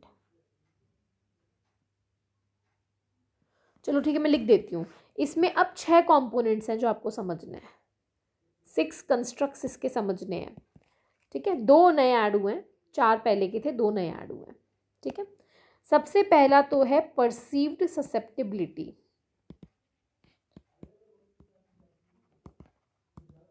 Perceived susceptibility का मतलब ससेप्टेबल कितने हो आप, आपको वो बीमारी होने के कितने चांसेस हैं। जैसे मैंने बताया मेरे दोनों पेरेंट्स को डायबिटीज़ है, तो मुझे बहुत ज़्यादा चांसेस हैं। I am very much susceptible, या बोल लो वल्नरेबल, वल्नरेबल ज़्यादा हूँ मैं, चांसेस ज़्यादा हैं। ठीक है, तो परसीव्ड ससेप्टेबिलिटी, मुझे क्या लगता है कि मैं कितना ससेप्टेबल हूँ। हो सकता है कि भाई मैं तो बहुत मस्त मौला हूँ, मुझे लगता है नहीं भाई पेरेंट्स को है, मुझे तो फिर भी नहीं होगी, तो मुझे ऐसे में ससेप्टेबिलिटी नहीं नज़र आ रही। तो ये परसीव्ड वर्ड है, इसका मतलब मेरी क्या थिंकिंग है ससेप्टेबिलिटी को लेकर के, मुझे क्या लगता है। दूसरा है परसीव्ड सिवियरिटी, मुझे कितनी सिवियरिटी नज़र आती है, क्या मुझे लगता है कि हाँ डायबिटीज़ एक बहुत बड़ी बीमारी है, मुझे वो बीमारी कितनी खतरनाक लगती है। परसीव्ड बेनिफिट्स, क्या मुझे लगता है कि हाँ ये हरकत करने से डायबिटीज़ से मैं बच पाऊँगी, मतलब क्या ये बिहेवियर करने से मुझे फ़ायदा होगा, मुझे क्या लगता है। देखो सब में परसीव्ड वर्ड आ रहा है। परसीव्ड बैरियर, मुझे क्या रुकावटें लग रही हैं, रुकावटें कि भाई सेल्फ कंट्रोल नहीं है, मन करता है खाना खाने का, मीठा खाने का, या कोल्ड ड्रिंक देख के रहा नहीं जाता, ऐसे करके वो बैरियर्स क्या क्या है। दोस्तों के साथ जाते हैं तो दोस्त तो पीते हैं, तो मुझे भी पीना पड़ेगा कोल्ड ड्रिंक। ये परसीव्ड है सारी चीज़ें। परसीव्ड मतलब ये सब सब्जेक्टिव है, ऑब्जेक्टिव नहीं है, ये हमारी थिंकिंग है। तो सबसे पहले हमें क्या लगता है, हम कितना ज़्यादा उसके रडार पे हैं, ससेप्टेबल हैं, कितना वल्नरेबल हैं। दूसरा, वो बीमारी कितनी सीवियर लगती है हमें, कितनी हानिकारक लगती है, कितनी डेंजरस लगती है। तीसरा, कितने बेनिफिट्स हमें लगते हैं उस बिहेवियर को करने की, कि हाँ मुझे एक्चुअल में फ़ायदा होगा। जैसे मम्मी ने बोला नीम खा ले, मेथी भिगो के खा ले, तो क्या मुझे लगता है उससे फ़ायदा होगा कि नहीं होगा। और फिर बैरियर्स क्या है, मैं क्यों नहीं कर पा रही, क्या रीजंस हो सकते हैं। देन क्यू टू एक्शन, ये बाद में ऐड हुए हैं दोनों। क्यू टू एक्शन मतलब कि एक हमें ट्रिगर चाहिए डिसीजन लेने के लिए, एक स्टिमुलस चाहिए। और फिर है सेल्फ एफिकेसी। सेल्फ एफिकेसी मतलब आपको क्या लगता है, मैं आपका खुद में कितना कॉन्फिडेंस है। तो मुझे इतना कॉन्फिडेंस है कि हाँ अगर मैं नहीं लेना चाहूँगी तो मैं कोल्ड ड्रिंक नहीं भी लूँगी, और ऐसा हुआ भी है। मेरे सामने अगर कोका कोला रखी है, मैंने रिफ्यूज़ तक किया है, 1-2 बार ऐसा किया है मैंने। हाँ, नॉट ऑलवेज बट कभी कभी मैंने किया है। तो मेरी self efficacy is good in that matter, I can say. तो क्यू टू एक्शन मतलब आपको एक स्टिमुलस मिले कि हाँ तुम ऐसा करो, एक स्टिमुलस की ज़रूरत होती है डिसीजन लेने के लिए कि हाँ आपको ये करना है। और फिर दूसरी चीज़ सेल्फ एफिकेसी। ठीक है, ये आपका पूरा हेल्थ बिलीफ मॉडल हो गया, रोज़नस्टॉक ने ये दिया है। चलिए दूसरे मॉडल की बात करेंगे। इसको ना आपको 2-3 बार देखना पड़ेगा, तब मॉडल थोड़ा सा आपको क्लियर होगा। मैंने अपनी तरफ से बहुत अच्छे से समझाने की कोशिश की है, कोशिश कीजिएगा आपको समझ में आए, नहीं आए तो फिर कमेंट कर देना, मैं दोबारा कुछ ना कुछ इसके लिए करा दूंगी। और फिर क्रैश कोर्स तो मैं पूरी कोशिश करूंगी लाइव ही लूँ मैं आपका, है ना। चलिए दूसरा मॉडल है थियरी ऑफ रीजन्ड एक्शन। इसी को बाद में थियरी ऑफ प्लान्ड बिहेवियर के नाम से दिया गया। ये दोनों मॉडल दिए हैं एड्सन एंड फिशबेन ने, थोड़े से चेंजेस के साथ। ठीक है, इसमें इन्होंने ये कहा हेल्थ बिहेवियर बिहेवियरल इंटेंशन पे डिपेंड करता है। जैसे वहाँ पे बात कहाँ जा रही थी, सीधा सीधा हेल्थ बिहेवियर पे, कि आप हेल्थ बिहेवियर करोगे। तो ये बोलते हैं हेल्थ बिहेवियर करोगे या नहीं करोगे वो डिपेंड करता है आपके इंटेंशंस पे, और वो इंटेंशंस 3 चीज़ों पे डिपेंड करते हैं। मतलब इन्होंने हेल्थ बिहेवियर से पहले एक बिहेवियर इंटेंशन ऐड किया और उससे पहले 3 कंपोनेंट और इन्होंने ऐड करे। ठीक है, थियरी ऑफ रीजन एक्शन में 2 ही थे, प्लान्ड बिहेवियर में 3 हो गए। ठीक है, तो बेसिकली दोनों में सिर्फ इतना सा फर्क है। पहले मैं आपको थियरी ऑफ रीजन एक्शन जो ओरिजिनल मॉडल था उसके अकॉर्डिंग बताती हूँ। थियरी ऑफ रीजन एक्शन जो था एड्सन और फिशबेन ने जो दिया, इसमें उन्होंने ये कहा कि सपोज कीजिए आप स्मोकिंग करते हो, तो सबसे पहली चीज़ आपका एटीट्यूड क्या है इसकी तरफ, attitude towards the specific action, आपकी क्या थिंकिंग है स्मोकिंग को लेकर के। ठीक है, एक तो ये। दूसरा सब्जेक्टिव नॉर्म्स, सब्जेक्टिव नॉर्म्स मतलब आपके दोस्त यार इन सब की क्या थिंकिंग है, ये लोग क्या बोलते हैं आपको। ठीक है, ये चीज़, ये दोनों चीज़ें अफेक्ट करती हैं आपके बिहेवियर इंटेंशन को, ये आपके इंटेंशन को अफेक्ट करती है, और फिर इस इंटेंशन पर डिपेंड करता है कि आप हेल्थ बिहेवियर करोगे या नहीं। फॉर एग्जाम्पल सपोज कीजिए मैं स्मोकिंग करती हूँ, या फिर स्मोकिंग का चलो छोड़ो एग्जांपल लेते हैं, अपन लेते हैं जंक फूड का। सपोज करो जैसे मैं बताती हूँ मैं बहुत ज़्यादा जंक खाने लग गई थी, मैं बहुत ज़्यादा पिज़्ज़ा और कोल्ड ड्रिंक लेती थी। डोमिनोज़ का पिज़्ज़ा, वेज पार्सल और कोका कोला, ये 3 चीज़ें मेरी फेवरेट थी। ऑल्दो डोमिनोज़ वाले साथ में पेप्सी देते हैं, कोका कोला नहीं देते, मुझे कोका कोला पसंद आता है। तो अब सपोज कीजिए आई डिसाइड कि no this is high time, कि भाई अब अपन को ये चीज़ छोड़नी है, अपन को जंक फूड छोड़ना है। ठीक है, तो उसको छोड़ना इज़ हेल्थ बिहेवियर, लेकिन उसको छोड़ने से पहले मेरे इरादे भी तो हों, मेरे इंटेंशन भी तो हों उसको छोड़ने के, और वो इंटेंशन आते हैं इन 2 चीज़ों पे according to theory of reasoned action. Theory of reasoned action जो ओरिजिनल मॉडल है वो कहता है 2 चीज़ों पे डिपेंड करता है। पहला, मुझे क्या लगता है इसके बारे में, मेरा क्या एटीट्यूड है। तो भाई मुझे लगता है हाँ भाई बहुत अपन ने अपना समय निकाल दिया ये चीज़ें खा खा के, इसमें बहुत पैसा भी बर्बाद कर दिया मैंने, और बहुत ज़्यादा मेरा वेट भी पुट ऑन हो गया है, उसकी वजह से मुझे बहुत हेल्थ इश्यूज़ भी हो रहे हैं, this is the time when I should quit it. ठीक है, तो मेरा इसकी तरफ एक एटीट्यूड जो है वो डेवलप हो गया पॉजिटिव कि yes I have to change my eating habits. दूसरा सब्जेक्टिव नॉर्म्स, मेरे फ्रेंड्स क्या सोचते हैं, मेरी फैमिली क्या सोचती है, तो मेरी फैमिली भी यही सोचती है। मेरे तो पेरेंट्स कह के परेशान हो गए कि भाई छोड़ दे बाहर का खाना छोड़ दे। माई फादर सेज अलॉट कि भाई महीने में 1 बार खा, केवल मैं महीने में 10 बार खा रही हूँ। तो वो ये चाहते हैं कि भाई नहीं यू शुड ऑल्सो चेंज। तो मेरे पेरेंट्स का, मेरे फैमिली का भी जो एटीट्यूड है वो पॉजिटिव है टुवर्ड्स माई ईटिंग हैबिट चेंजिंग बिहेवियर, मेरा एटीट्यूड भी पॉजिटिव है। तो ऐसे में मेरे इंटेंशंस जो हैं वो बन रहे हैं कि हाँ मैं वो बिहेवियर चेंज करूँ और मैं कर लूँगी। नाउ सपोज कि मेरा एटीट्यूड ऐसा है यार ठीक है चलने दो, अभी तो जवानी है, खाया भी नहीं तो फिर क्या किया, वैसे भी कोई शौक नहीं है, ना स्मोकिंग ना drinking. One of my friend says this कि भाई मेरे को और तो कोई शौक ही नहीं है, ना मैं खाता, ना मतलब ना मैं स्मोकिंग करता, ना मैं ड्रिंकिंग करता, तो खाने की तो शौक है केवल मेरे, उसका ये डायलॉग होता है। तो attitude towards the specific action उसका नहीं है भाई चेंज करने का इरादा कोई भी। He is very much he is okay with eating outside, he eats a lot outside, he eats a lot. और सब्जेक्टिव नॉर्म उसकी फैमिली भी कुछ नहीं कहती, उसकी फैमिली में उसके घर वाले भी जो हैं वो भी बहुत ज़्यादा बाहर ईट आउट करते हैं। तो ऐसे में उसके इरादे कभी नहीं बनेंगे, वो कभी भी हेल्थ बिहेवियर नहीं करेगा, वो कभी भी चेंज नहीं करेगा eating habits. Maybe later in life जब उसका एटीट्यूड चेंज हो या उसके फैमिली का, उसके फ्रेंड्स का एटीट्यूड चेंज हो। अब यही एग्जांपल मैं मेरे पे लेती हूँ, अब मैं ऐसे दोस्त के साथ रहती हूँ तो मेरा सब्जेक्टिव नॉर्म यहाँ पे डगमगा जाता है, क्योंकि मेरा फ्रेंड जो है वो मुझे कहता है भाई चल आज खाते हैं, ऑर्डर करके खाते हैं, बाहर का खाते हैं। तो ऐसे में मेरा एटीट्यूड था भाई मुझे वेट लॉस करना है, मुझे चेंज करना है, लेकिन सब्जेक्टिव नॉर्म जो है वो क्या कह रहा है, फ्रेंड ऑर्डर कर लेते हैं, खा लेते हैं, चल ये खा लेते हैं, चल वो खा लेते हैं। तो मेरा इंटेंशन जो है थोड़ा डगमगा जाता है कभी कभी, और मैं भी हेल्थ बिहेवियर को छोड़ देती हूँ, मैं भी उसके साथ बाहर का खाने में लग लेती हूँ। ठीक है, तो basically according to theory of reasoned action मेरे इरादों पे डिपेंड करेगा कि मैं हेल्थ बिहेवियर चेंज करूंगी या नहीं। जब तक मेरे इरादे नहीं बनेंगे तब तक कोई चेंज नहीं करवा सकता। मेरे इरादे कैसे बनेंगे वो डिपेंड करता है दो चीज़ों पे, एक तो मेरा क्या एटीट्यूड है, एक मेरे आसपास मेरे जो सब्जेक्टिव नॉर्म्स है उनका क्या एटीट्यूड है। ठीक है, ओरिजिनल मॉडल ये था। अब इसमें बाद में ऐड की गई एक और चीज़, फिर इसका नाम बदला, थियोरी ऑफ रीजन एक्शन से किया थियोरी ऑफ प्लान्ड बिहेवियर। उसमें इन्होंने कहा भाई एक तो ये एटीट्यूड है, एक सब्जेक्टिव नॉर्म है, और एक और चीज़ है, कौन सी, परसीव्ड बिहेव। यार मैं बहुत ज़्यादा गंदा लिखती हूँ, मुझे ऐसा लग रहा है, मुझे खुद को कई बार समझ नहीं आता मैंने क्या लिखा। Perceived behavioural control. तो तीसरी जो चीज़ है जो हमारे इस इंटेंशन को अफेक्ट करेगी वो है परसीव्ड बिहेवियरल कंट्रोल। मतलब कि मुझे क्या लगता है, मैं अपने आप को कितना कंट्रोल कर सकती हूँ, ये भी मेरे इंटेंशन को अफेक्ट करेगी और फिर मैं हेल्थ बिहेवियर कर पाऊंगी।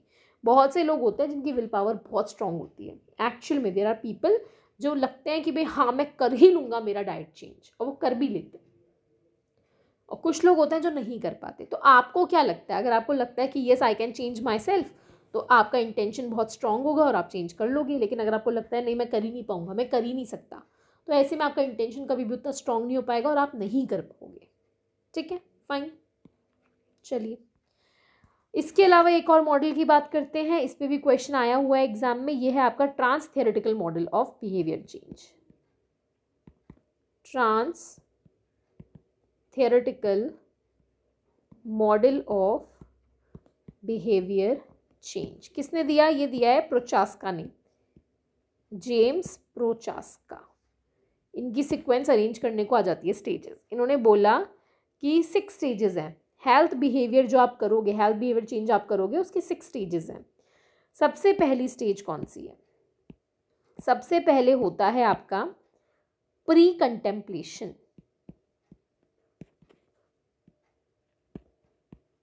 प्री कंटेम्पलेशन, प्री कंटेम्पलेशन का मतलब अभी फ़िलहाल आप बिल्कुल भी इरादे नहीं रखते चेंज करने के। अभी जैसे सपोज करो आज जो मेरी आज से कुछ महीने पहले मैं प्री कंटेम्पलेशन में थी, मुझे ये था भाई मुझे बिल्कुल भी कोई फ़र्क नहीं पड़ता, दबा के डोमिनोज खा रही हूँ, दबा के कोल्ड ड्रिंक पी रही हूँ, बाहर आराम से खा पी रही हूँ। प्री कंटेम्पलेशन मतलब कि नॉट रेडी टू चेंज, मैं चेंज करने को तैयार नहीं थी। फिर उसके बाद में आता है कंटेम्पलेशन। कंटेम्पलेशन में अब लगता है हाँ यार प्रॉब्लम आ रही है, ठीक है, अब लग रहा है प्रॉब्लम आ रही है, डाइजेशन इश्यूज आ रहे हैं या वेट बहुत ज़्यादा ही बढ़ता जा रहा है और कुछ कुछ चीज़ें आ रही हैं। तो अब हम सोचते हैं चेंज करने के बारे में, अभी सिर्फ सोच रहे हैं। फिर प्रिपरेशन, अब हम स्टार्ट करते हैं कि हाँ ठीक है हमें क्या करना है। स्पोर्ट्स शूज़ ले लिए, सॉक्स मंगा लिए, ट्रैक पैंट मंगा लिया, और अपना ये डाइट के जो चीज़ें होती हैं फ्रूट्स वेजिटेबल्स वो सब घर पे मंगा ली। तो वो प्रिपरेशन, तैयारियां कर ली। अब एक्शन, अब एक्चुअल में करेंगे। अब एक्सरसाइज स्टार्ट कर दी करनी, है ना, अब आपने वो चीज़ स्टार्ट कर दी, अब आप अपना बिहेवियर चेंज कर रहे हो, बाहर खाना अवॉइड कर रहे हो, अब आप एक्शन कर रहे हो। फिर मेंटेनेंस, मेंटेनेंस मतलब अब आप उस चीज़ को मेंटेन करके चलोगे, है ना, मतलब कोशिश करनी है कि रिलैप्स ना हो। मेरा रिलैप्स हो चुका है, मैं बताती हूँ आपको। मैंने प्रिपरेशन की, एक्शन किया, एक्शन के बाद मैं मेंटेनेंस नहीं कर पाई, मेरा दोबारा से रिलैप्स हो गया। तो आपको इसके बाद मेंटेनेंस करना है, आपको उसको मेंटेन करके चलना है। मेंटेन करने के बाद फिर फाइनली होता है टर्मिनेशन, जब अब आपको रिलैप्स जैसी कोई टेम्पटेशन होगी ही नहीं। ठीक है, मेंटेनेंस में आप उस चीज़ को मेंटेन करके रख रहे हो। आपने, जैसे मैंने जिम ज्वाइन किया, 2 महीने I was very much serious, 3rd month मैं बिल्कुल 10 दिन गई हूँ, मुश्किल से 30 दिन की फ़ीस देके मैं 10 दिन गई हूँ, 20 दिन मैंने छुट्टी मारी है, मैंने बिल्कुल उसको मेंटेन नहीं किया। तो अगर मैं उसको मेंटेन करूँ, अब मैं सोच रही हूँ कि बिकॉज मेरा जाना नहीं हो पाता तो मैं घर पे ही उसको मेंटेन करने की कोशिश करूँ। 1 महीना मुझे सोचते सोचते हो गया, मैं नहीं कर पा रही अभी तक भी। तो now I want to do this. तो if I try to maintain, अगर मैं मेंटेन करती हूँ तो मेंटेन करते करते करते करते एक समय बाद मुझे आदत हो जाएगी कि भाई मैं बाहर का नहीं खा रही, मुझे अब क्रेविंग्स नहीं होती, कुछ भी नहीं होता, 100% मेरा सेल्फ एफिकेसी आ गई। वो टर्मिनेशन स्टेज आ जाएगी। अब मुझे कोई फ़र्क नहीं पड़ता, मैं आगे की ज़िंदगी सारी वैसे ही जीऊँगी। ठीक है, तो प्री कंटेम्पलेशन में अभी आप इन चीज़ों में लिप्त हो। कंटेम्पलेशन में अवेयरनेस आई, प्रिपरेशन में तैयारी शुरू की, एक्शन में एक्चुअल में डाइटिंग स्टार्ट कर दी, मेंटेनेंस में आपने उसको मेंटेन किया और टर्मिनेशन में आपने उस चीज़ को पूरा एंड तक लेकर के गए। अब आपने उस चीज़ को ख़त्म कर दिया कि भाई अब मुझे उससे कोई फ़र्क नहीं पड़ता, अब मैं कोई मुझे बाहर कितना ही ऑफ़र करे, मैं बाहर का नहीं खाऊंगा, नहीं पीऊँगा। ठीक है, आई होप आपको ये समझ में आया होगा यहाँ तक का, इसमें कोई दिक्कत नहीं है। यहाँ तक कोई दिक्कत हो तो आप लोग पूछ सकते हो, मैसेज कर देना।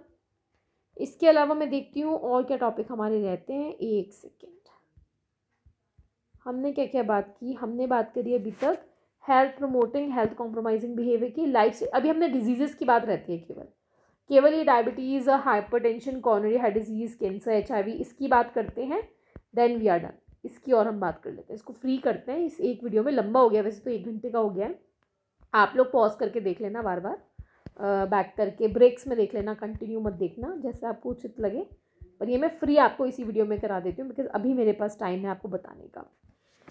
चलिए, तो हम बात कर रहे हैं क्रॉनिक डिजीज़ की।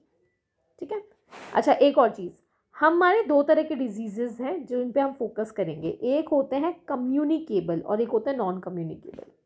तो हमारी हेल्थ साइकोलॉजी तो देखो हर तरह के डिजीज़ की बात करती है। हम बात कर रहे हैं स्पेसिफिकली क्रॉनिक, क्रॉनिक मतलब जो लंबे समय तक चलते हैं उन डिजीज़ की। Chronic or long lasting diseases. ये 2 तरह के होते हैं, मैंने आपको अभी भी बताया था। एक होता है कम्युनिकेबल, रुको मैं फिर से गंदा लिख रही हूँ, मुझे साफ लिखने दो।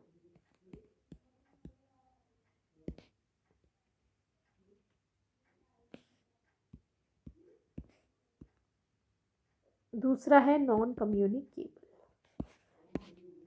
कम्युनिकेबल डिजीजेस वो होते हैं जो कि फैलते हैं, इन्फेक्शियस।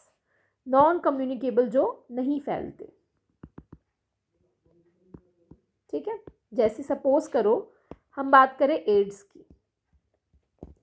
एड्स एक क्रॉनिक डिजीज है, लंबे समय तक रहता है और ये फैलता है। ठीक है, ड्यू टू सेक्सुअल एक्ट से फैलता है, या आपने किसी एड्स से ग्रसित व्यक्ति की सिरिंज आपके लगा दी उससे फैलता है, या उसका ब्लड आपके अंदर आ गया उससे फैलता है। तो बेसिकली फैलता है। नॉन कम्युनिकेबल जो नहीं फैलता, जैसे कि आपका कैंसर, कैंसर एक पर्सन से दूसरे पर्सन में नहीं फैलता।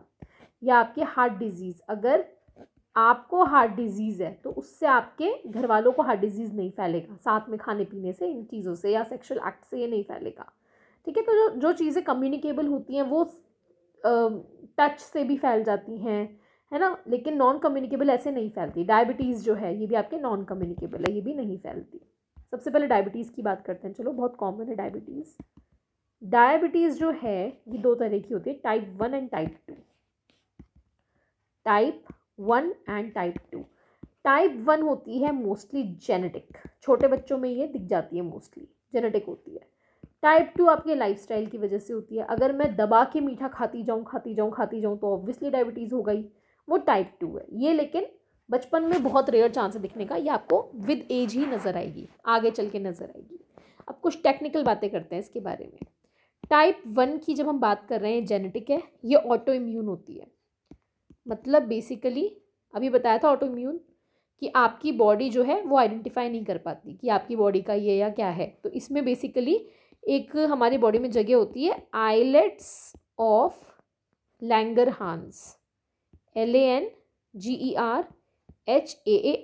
Islets of Langerhans. ठीक है, ये देते हैं बी सेल्स। ठीक है, ये आपके इंसुलिन प्रोड्यूस करते हैं, ये मैंने आपको पहले पढ़ाया हुआ है सारा बायो के टाइम पे, इंसुलिन, ग्लाइकोजन, ग्लूकोज, ये सब। तो ये जो होते हैं आइलेट्स ऑफ लैंगरहांस, ये बी सेल्स जो हैं वो देते हैं, जो इंसुलिन देते हैं। तो टाइप 1 डायबिटीज़ में बेसिकली आइलेट्स ऑफ लैंगरहांस जो हैं इन्हीं पर अटैक होता है, ये बी सेल्स नहीं दे पाते, या इनके बी सेल्स जो हैं वो इंसुलिन नहीं ढंग से प्रोड्यूस कर पाते। तो जब बी सेल्स आपके इंसुलिन नहीं दे रहे, बीटा सेल्स आपके इंसुलिन नहीं दे रहे, तो ऐसे में ऑब्वियस बात है ब्लड शुगर बढ़ेगा, ब्लड में जो शुगर लेवल है वो बढ़ेगा, और इसे हम कहेंगे हाइपर ग्लाइसीमिया। ठीक है, मतलब क्या हुआ, बेसिकली आइलेट्स ऑफ लैंगरहांस जो हैं ये बीटा सेल्स देते हैं, ये बीटा सेल्स जो होते हैं ये इंसुलिन देते हैं। इंसुलिन का काम है हमारी ब्लड के शुगर को कम करना, लेकिन क्योंकि टाइप 1 डायबिटीज़ में बीटा सेल्स जो है इन्हीं पर अटैक हो रहा है, इंसुलिन नहीं बन पा रहा, तो ऑब्वियसली वो जो शुगर है वो नहीं वो डाइजेस्ट कर पा रहा, उसको ख़त्म नहीं कर पा रहा, कम नहीं कर पा रहा, और वो इकट्ठा होता जा रहा है, बढ़ता जा रहा है हमारे ब्लड में और हाइपरग्लाइसेमिया कर रहा है। ठीक है, इसकी वजह से हमें डायबिटीज़ हो रहा है। टाइप 1 में ये होता है। ठीक है, फाइन। आई होप आपको समझ में आया होगा। टाइप 1 जो होता है ये आपका जेनेटिक है कहीं ना कहीं। Fine, okay. इसके बाद दूसरा आता है आपका टाइप 2। टाइप 2 जो होता है इसमें जेनेटिक जो प्रीडिस्पोजिशन है वो होती है, लेकिन ज़्यादातर ये लाइफस्टाइल होता है। ऐसा नहीं कि जेनेटिक बिल्कुल भी नहीं है, थोड़ा बहुत जेनेटिक हो सकता है, लेकिन लाइफस्टाइल का इसमें रोल ज़्यादा है, इसलिए ये ओल्ड एज में ज़्यादा नज़र आता है, क्योंकि बहुत सालों बाद आपकी गलत आदतें आपके शरीर को दुखी देती हैं। आज अगर सपोज कीजिए पहली बार स्मोकिंग करते ही अगर लंग कैंसर हो जाए पहली दूसरी बार में, तो वो इंसान नहीं करेगा लंबे समय तक स्मोकिंग। पर ये चीज़ें बहुत लंबे समय तक जाके फिर आपको अफेक्ट करती है, बुढ़ापे तक जाते जाते 40s में 50s में, इसलिए आप वो बुरी आदतें नहीं छोड़ पाते। अगर पहली बार अल्कोहल लेते ही एक इंसान को बहुत ज़्यादा गंदे लेवल पे बीमारी हो जाए, परेशानी हो जाए, तकलीफ हो जाए, तो वो अल्कोहल आगे नहीं लेगा, ऑब्वियस बात है। लेकिन क्या होता है, ये चीज़ें धीरे धीरे शरीर को हार्म करती हैं, तो इसीलिए हम उस चीज़ को चलने देते हैं, हम उसके आदी हो जाते हैं। तो टाइप 2 डायबिटीज़ जो है ये 40s की एज में डेवलप होती है। ठीक है, इसमें थोड़ा बहुत जेनेटिक डिस्पोजिशन होता है। ये क्यों होती है? ये होती है इंसुलिन रेजिस्टेंस की वजह से। अब ये इंसुलिन रेजिस्टेंस क्या है? बेसिकली रेजिस्टेंस होना किसी चीज़ का मतलब उसका आदी हो जाना। सपोज कीजिए आपकी लाइफस्टाइल ऐसी है कि आप बैठे रहते हो। मैं बताती हूँ, मेरा वेट गेन जो हुआ है एक्चुअल में वो इसीलिए हुआ, मेरी लाइफस्टाइल बहुत सेडेंट्री हो गई। सेडेंटरी लाइफस्टाइल, बैठे रहते हैं, हिलते डुलते नहीं है, बैठे बैठे रहना पसंद है। बचपन में तो बहुत कूदा फांदी करते थे, लेकिन अब बिल्कुल बैठे रहते हैं। ठीक है, स्ट्रेस ले लेते हैं, या ईटिंग हैबिट्स बुरी हो गई, मेरी तो एक्चुअल में हो गई ईटिंग हैबिट्स बहुत बुरी, आई एक्सेप्ट। स्लीप प्रॉपर नहीं ले पाते। ठीक है, ये कुछ कुछ रीजंस हैं जिसकी वजह से इंसुलिन रेजिस्टेंस होता है। अब ये होता क्या है भाई? इंसुलिन रेजिस्टेंस का मतलब ये है कि सपोज कीजिए हमारी बॉडी में इंसुलिन तो उतनी ही मात्रा में बन रहा है ना। सपोज करो पहले हमारी बॉडी में इतना इंसुलिन बनता था। ठीक है, ये बीकर बनाया मैंने, इस बीकर में ये इंसुलिन है। सपोज करो 50 ml, एग्जाम्पल दे रही हूँ मैं केवल। ये 50 ml जो होता था इंसुलिन, ये क्या करता था? सपोज करो ये हमारे 20 ग्राम शुगर को ब्रेक डाउन करता था। ये शुगर को 20 ग्राम को ख़त्म कर देता था। बन आज भी 50 ग्राम ही रहा है, 50 ml ही बन रहा है, लेकिन अब ये केवल 5 ग्राम शुगर को ही ब्रेक डाउन कर पा रहा है। इसे कहते हैं इंसुलिन रेजिस्टेंस। हमारे इंसुलिन रेजिस्टेंस हो गया, हमारी बॉडी को उस इंसुलिन की आदत हो गई है, अब हमको ज़्यादा इंसुलिन लगेगा। तो इसीलिए फिर हम दवाइयाँ लेते हैं, खाना खाने से पहले पेरेंट्स दवाइयाँ लेते हैं, या कुछ लोग इंसुलिन के शॉट्स लेते हैं, इंजेक्शंस लेते हैं, क्योंकि उनको जो इंसुलिन पहले बन रहा था वो उतना इंसुलिन अब सफिशिएंट नहीं है, उन्हें और इंसुलिन चाहिए ब्रेक डाउन करने के लिए शुगर को। और मैं एक और बात बताती हूँ आपको, अब जैसे अगर सपोज करिए शुगर बच रहा है, ये नहीं पूरा ब्रेक डाउन हो पा रहा, तो ऐसे में क्या होता है, ये जाता है और दूसरी जगह जम जाता है। ग्लाइकोजन वगैरह जो स्टोर्ड फॉर्म होता है शुगर का, ये उस फॉर्म में आपके लिवर पे चला जाएगा, कहीं और चला जाएगा। इसीलिए फैटी लिवर भी होता है, आपका लिवर को ख़राब करेगा, ये वहाँ जाके जम जाएगा। तो ये दिक्कतें भी जो हैं आपको होती हैं। ठीक है, तो ये आपका होता है इंसुलिन रेजिस्टेंस, जब आपका इंसुलिन जो है वो पर्याप्त नहीं रह पाता, और ये विद एज होगा, समय के साथ होगा। चलिए 2 और टर्म्स में बताती हूँ आपको डायबिटीज़ से रिलेटेड। डायबिटीज़ एक तो है मेलिटस और एक है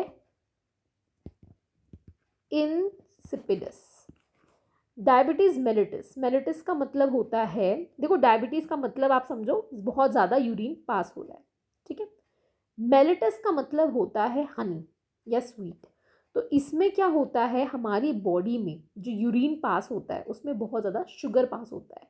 कई बार कुछ लोग ऐसे घरेलू नुस्खे भी बताते हैं कि अगर चेक करना है आपको शुगर है या नहीं, तो बाहर यूरिनेट करो, अगर वहाँ चींटियाँ लग जाती हैं इसका मतलब आपको ये है। तो बेसिकली वो चींटियाँ क्यों लग रही हैं? क्योंकि वहाँ पे मीठा है, यूरिन जो है वो मीठा है काफ़ी, उसमें शुगर आ रहा है। तो ये इसका डायबिटीज़ मेलिटस का क्या आपका सिम्टम है कि देयर इज़ एक्सेसिव शुगर तो नहीं बोलेंगे, ग्लूकोज बोलेंगे, स्वीट, बहुत ज़्यादा स्वीट है। किसकी वजह से? ग्लूकोज की वजह से। यूरिन, ठीक है। और ये क्यों होता है? ये होता है ड्यू टू इंसुलिन डेफिशिएंसी या रेजिस्टेंस। आपके इंसुलिन की कमी हो गई या रेजिस्टेंस हो गया उस वजह से, मतलब टाइप 2। इंसिपिडस क्या होता है? इंसिपिडस वर्ड का मतलब है टेस्टलेस, मतलब इसमें आपके यूरिन में शुगर नहीं निकलता, ठीक है। मतलब यूरिन जो है वो टेस्टलेस ही है, टेस्टलेस यूरिन है, मतलब इसमें आपके यूरिन में एक्सेस शुगर नहीं निकल पा रहा। तो ये शुगर कहाँ रहेगा? ये आपके बॉडी में ब्लड में ही रहेगा, ठीक है। ये आपका टाइप 1 वाला हो गया। ये क्या करेगा? ये किस वजह से होता है? ये होता है आपके एंटी डायूरेटिक हार्मोन या फिर वैसोप्रेसिन बोल लो, इसकी कमी या उसकी रेजिस्टेंस की वजह से। ये आप याद रखना। इंसिपिडस में किसका रोल है? वैसोप्रेसिन या एंटी डायूरेटिक हार्मोन। और मेलिटस में किसका रोल है? आपका इंसुलिन का रोल है, ठीक है। ये चीज़ ओके फाइन। तो ये जो डायबिटीज़ इंसिपिडस वाले हैं, ये लोग बार बार टॉयलेट भी जाते हैं। क्यों जाते हैं? क्योंकि इनकी किडनीज बहुत ज़्यादा यूरिन बनाती हैं, क्योंकि पिट्यूटरी ग्लैंड जो है वो ADH प्रॉपर नहीं बना पाता। ये किडनी में हमने पढ़ा था, ये सब हमारा पढ़ा हुआ है, आप रिवाइज करना हार्मोन्स वगैरह, उसमें आपको समझ में आएगा। चलिए, डायबिटीज़ के बारे में इतनी नॉलेज सफिशिएंट है, इतना ही पूछेंगे, इससे ज़्यादा नहीं पूछेंगे। अब बात करते हैं कैंसर की। कैंसर जो है, कैंसर का मतलब क्या होता है? कैंसर का मतलब बेसिकली हमारे सेल्स जो हैं वो डिवाइड हो रहे हैं, ठीक है।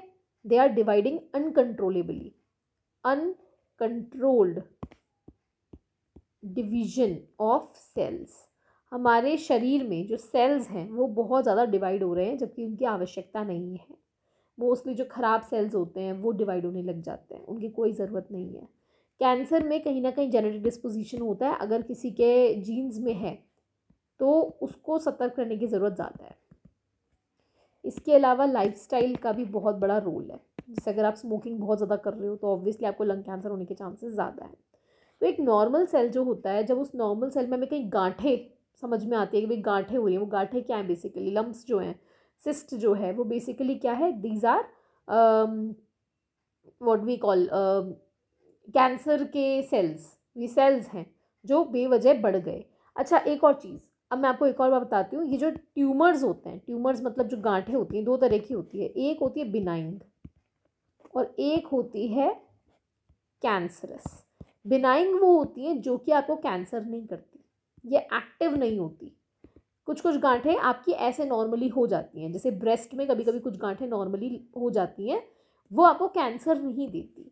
They are not cancerous, dangerous नहीं होती। लेकिन कैंसरस वाली जो होती हैं ये मैलिग्नेंट होती है, ये एक्टिव होती है, ये आपको तकलीफ देती है, ये बढ़ती जाती है बढ़ती जाती है, ये कैंसर का कारण बनेगी। तो बिनाइन वाली डेंजरस नहीं होती, लेकिन ये वाली होती है। अब कैंसर के टाइप्स की बात करते हैं। बहुत सारे टाइप्स हैं कैंसर्स के।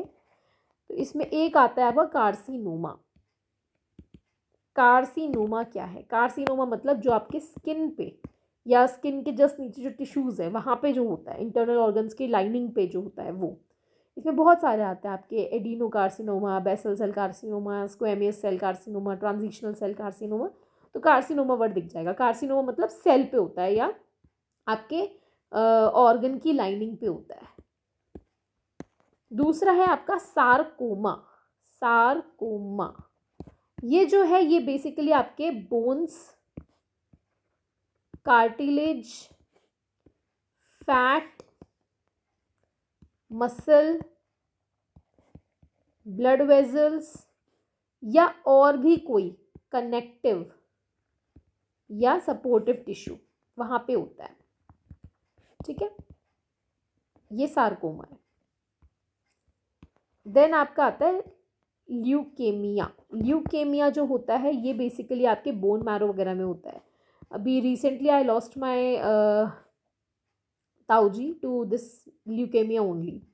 बोन मैरो में जो कैंसर होता है वो, इसमें बहुत ज़्यादा एबनॉर्मली ब्लड सेल्स जो हैं वो बनते जाते हैं और ब्लड में एंटर होते हैं। तो ये जो है कैंसर, ये ब्लड फॉर्मिंग टिश्यू जैसे कि बोन मैरो, मतलब ब्लड कैंसर जिसे हम कहेंगे वो ये है, ठीक है। देन आपका आता है सेंट्रल नर्वस सिस्टम कैंसर्स भी होते हैं, जो आपके सेंट्रल नर्वस सिस्टम में ब्रेन या स्पाइनल कॉर्ड में स्टार्ट होते हैं, नाम से समझ में आ रहा है। एक आपका आता है लिम्फोमा और माइलोमा। लिम्फोमा या माइलोमा जो है ये बेसिकली आपके इम्यून सिस्टम के सेल्स में बिगिन होते हैं। लिम्फ वर्ड से समझ जाओ, इम्यून सिस्टम की बात हो रही है, इम्यून सिस्टम में होते हैं ये। अच्छा, इसमें ना एक आपका ये होता है पर्टिकुलरली हॉजकिंस लिम्फोमा। हॉजकिंस लिम्फोमा, ये एक एग्जाम्पल दे रही हूँ मैं, ये एक ऐसा लिम्फोमा है जो कि ऑटो इम्यून कैंसर है। ये ऑटो इम्यून कैंसर भी है, दे कैन आस्क यू। बाकी सारा ऑटो इम्यून नहीं है, this one is autoimmune cancer. चलिए, this is all you need to know about cancer. Now we will talk about heart disease, coronary heart disease जिसे हम कहते हैं, coronary heart disease.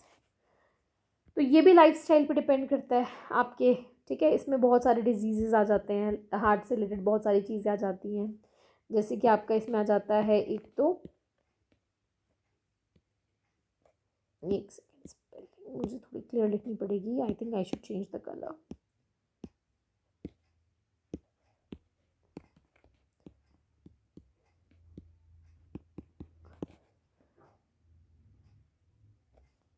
Ischaemia. Ischaemia में क्या होता है, हमारे हार्ट की मसल्स को और बाकी जो बॉडी की मसल्स हैं उनको ब्लड और ऑक्सीजन का सप्लाई कम हो जाता है। ब्लड एंड ऑक्सीजन सप्लाई कम हो जाता है हार्ट एंड अदर मसल्स, ठीक है। इस्केमिया एक ऐसी कंडीशन है जिसमें ये कम हो जाता है। आपसे एग्जाम में पूछा गया था एथीरोस्क्लेरोसिस के बारे में। एथीरोस्क्लेरोसिस क्या है? इसमें बेसिकली हमारे जो आपने सुना होगा ना, ब्लॉकेज हो जाता है, दिल की जो नसें होती हैं उनमें आपका क्या बोलते हैं उसको, क्या नाम था उसका, कोलेस्ट्रॉल। कोलेस्ट्रॉल जो होता है वो जम जाता है ना। घी तेल ज़्यादा खाते हैं तो बोलते हैं ना घी तेल जम गया। तो बेसिकली यहाँ पे क्या होता है, प्लेक, प्लेक बोलते हैं उसे, प्लेक्स या फैटी डिपॉजिट्स वो हो जाते हैं। कहाँ पे होते हैं? On the walls of arteries, ठीक है। इसकी वजह से आपकी नसें जो होती हैं वो बहुत पतली हो जाती हैं और ब्लड फ्लो इजीली नहीं हो पाता, ठीक है। एक आपका आता है एंजीना पेक्टोरिस। इसमें क्या होता है, हार्ट अटैक आने से पहले जो चेस्ट पेन होता है वो है ये, ठीक है। एक आपका आता है एन्यूराइसिम।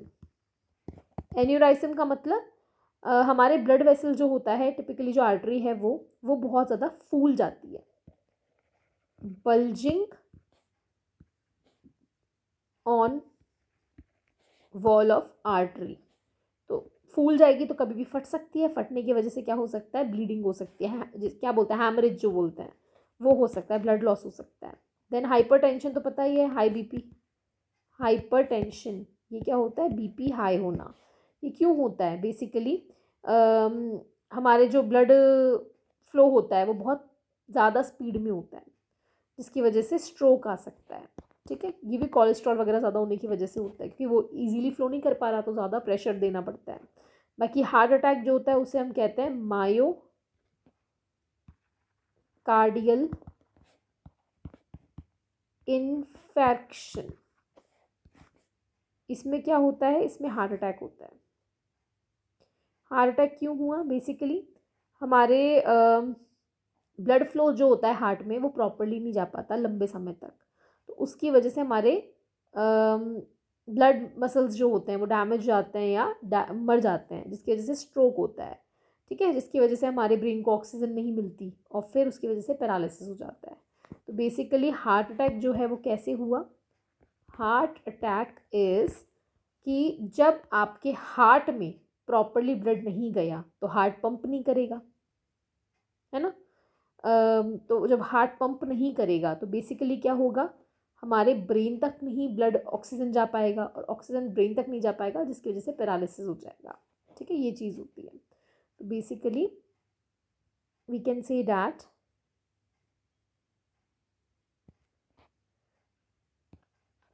blood flow to heart is blocked, इसकी वजह से स्ट्रोक होगा। स्ट्रोक मतलब आपके बेसिकली O2 ब्रेन में जो है वो कम हो गया, डिप्राइव्ड हो गया, जिसकी वजह से पैरालिसिस हो सकता है। ये कुछ कुछ बात आपको पता होनी चाहिए। इसके अलावा और भी कुछ कुछ है, जैसे कि आपका स्ट्रोक तो मैंने बता ही दिया, ठीक है, ब्रेन में नहीं गया। आपका हार्ट फेलियर, हार्ट फेल होना है ना। हार्ट फेल कैसे होता है, हार्ट ब्लड पंप नहीं कर पाता, जैसे करता है तो उसकी वजह से सांस वगैरह कम आती है। एक आपका होता है आराइथाइमिया, आराइथमिया। इसमें क्या होता है, इसमें आपकी हार्ट बीट इरेगुलर रहती है, ठीक है, मतलब या तो कभी बहुत तेज़ या कभी कम, पंपिंग जो है प्रॉपर नहीं हो रही। एक होता है पेरीफेरल आर्टरी डिजीज़, PAD। इसमें क्या होता है, जिसमें आपके वही आर्टरीज जो है बहुत नैरो जाती है, जिसकी वजह से लिम्स में, पैरीफेरीज में प्रॉपर ब्लड फ्लो नहीं होता। पैरों में नहीं जा पा रहा तो पैरों में दर्द होता है, चलने फिरने में दिक्कत आती है, पैरों की नसें ब्लॉक हो जाती हैं बेसिकली, ठीक है। पैरीफेरी ये लिम्स वगैरह में अटैक करता है आपका। देन आपका हार्ट फेलियर मैंने बता ही दिया। एक आपका डिजीज़ होता है कार्डियोमायोपैथी। इसमें बेसिकली जो हार्ट की मसल्स होती हैं उनके लिए बहुत डिफ़िकल्ट हो जाता है पंप कर पाना ब्लड को, जिसकी वजह से आपका हार्ट फेलियर हो जाता है, ठीक है। चलिए, आई होप अब तो हमने सारा कवर कर लिया है। एक बार और मैं चेक कर लेती हूँ कुछ रहता है क्या। हाँ, डायबिटीज़ हो गया, हाइपरटेंशन हो गया, हार्ट डिजीज़ हो गया, कैंसर हो गया, HIV की बात नहीं की ना हमने शायद, आई थिंक हमने HIV की बात नहीं करी है। एक सेकेंड, उसकी भी बात कर लेते हैं, then we are done. Just a moment.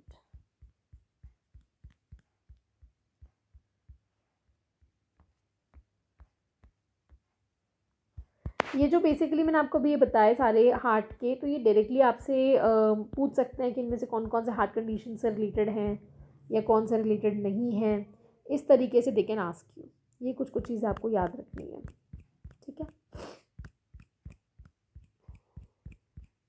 Let me just open my notes. मैं आपको एक बार हार्ट का और उसका HIV का और करा देती हूँ। ज़्यादा नहीं है, बस 5 मिनट और लगेगी।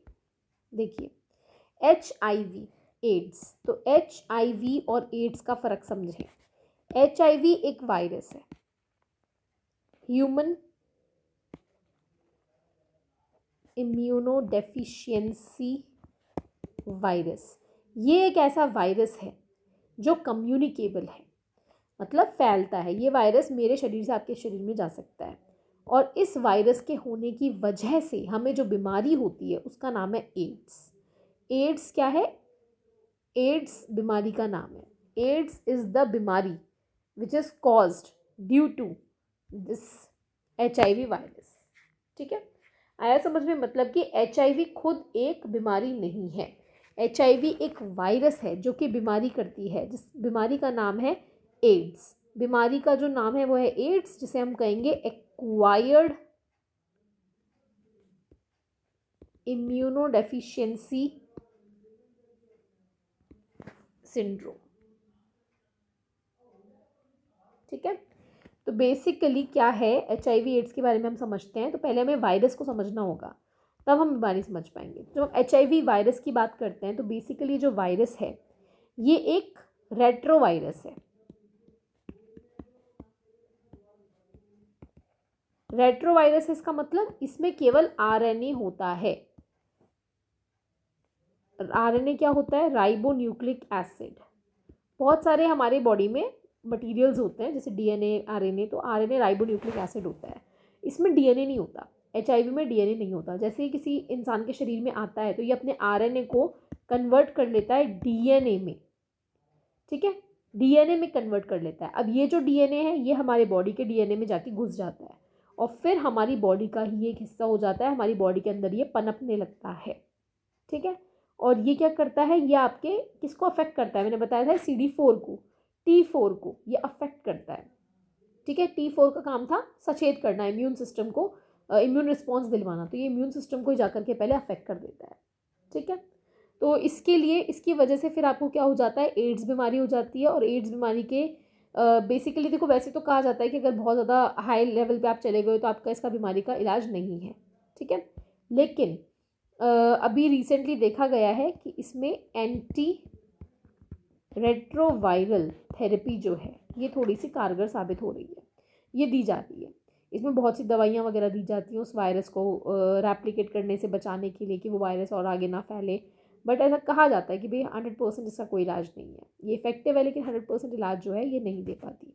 ठीक है, दैट इज़ इट। इतना सा याद रखें, बहुत है। किसको अफेक्ट कर रही है? T4 को। HIV जो है T4 को अफेक्ट कर रहा है। That is it. I hope अब तो हमने सारा कर लिया है। एक बार और चेक कर लेते हैं भाई, कुछ और तो नहीं रहा। मैं चाहती हूँ इसे एक वीडियो में आपका हेल्थ साइकोलॉजी पूरा कवर हो जाए, इसीलिए मैं 2-3 बार एक बार नोट्स चेक कर रही हूँ। ये हो गया, ये हो गया, ये हो गया, बस अब तो हो ही गया। ठीक है, फाइन। अब नेक्स्ट वीडियो जो है मैं कल तो शायद मुश्किल दे पाऊँ, अगर दे पाऊँगी तो ठीक है, नहीं तो परसों दे दूँगी। ये हम उसमें कवर करेंगे वेलबींग एंड सेल्फ ग्रोथ। ये वाला टॉपिक जो है ये हमारा पॉजिटिव साइकोलॉजी से रिलेटेड है। बस ये और करना है, देन वी आर डन। इसके बाद बाकी ये तो हमने सारा कर ही लिया था, और हमने ये भी सारा कर लिया था। ठीक है, ठीक है, ठीक है, ये भी हमने सारा कर लिया था। अब हमें क्या करना है, केवल पॉजिटिव साइकोलॉजी का जो पोर्शन है ये कवर करना है। ये जैसे ही कवर हो जाएगा हमारी यूनिट 10 कंप्लीट है। फिर हमें यूनिट 9 करनी है। यूनिट 9 के बाद फिर हम क्या करेंगे, उसके बाद हम करेंगे बेसिकली क्रैश कोर्स। ठीक है, आपका एग्ज़ाम क्योंकि जनवरी में ही है, तो मैं आपको जैसे मैंने कहा था कि भाई मिड दिसंबर तक हम अपना पूरा सिलेबस कंप्लीट कर लेंगे, तो वो हो जाएगा, आराम से हो जाएगा। और अब मैं जहाँ तक है आपका इसका जो टेस्ट सीरीज़ वाले बच्चे हैं उनका टेस्ट मैं मंडे को रखने की कोशिश करूँगी, और लाइव पे मैं हम ले नहीं पा रहे थे क्लास गूगल मीट पे, वो भी मैं मंडे को फिर कोशिश करके आपका पिछले टेस्ट का और इस टेस्ट का दोनों का एक साथ लेने की कोशिश करूँगी। यहाँ तक आप लोग पढ़िए, कोई डाउट है तो पूछिएगा। Okay, bye bye, take care, good night.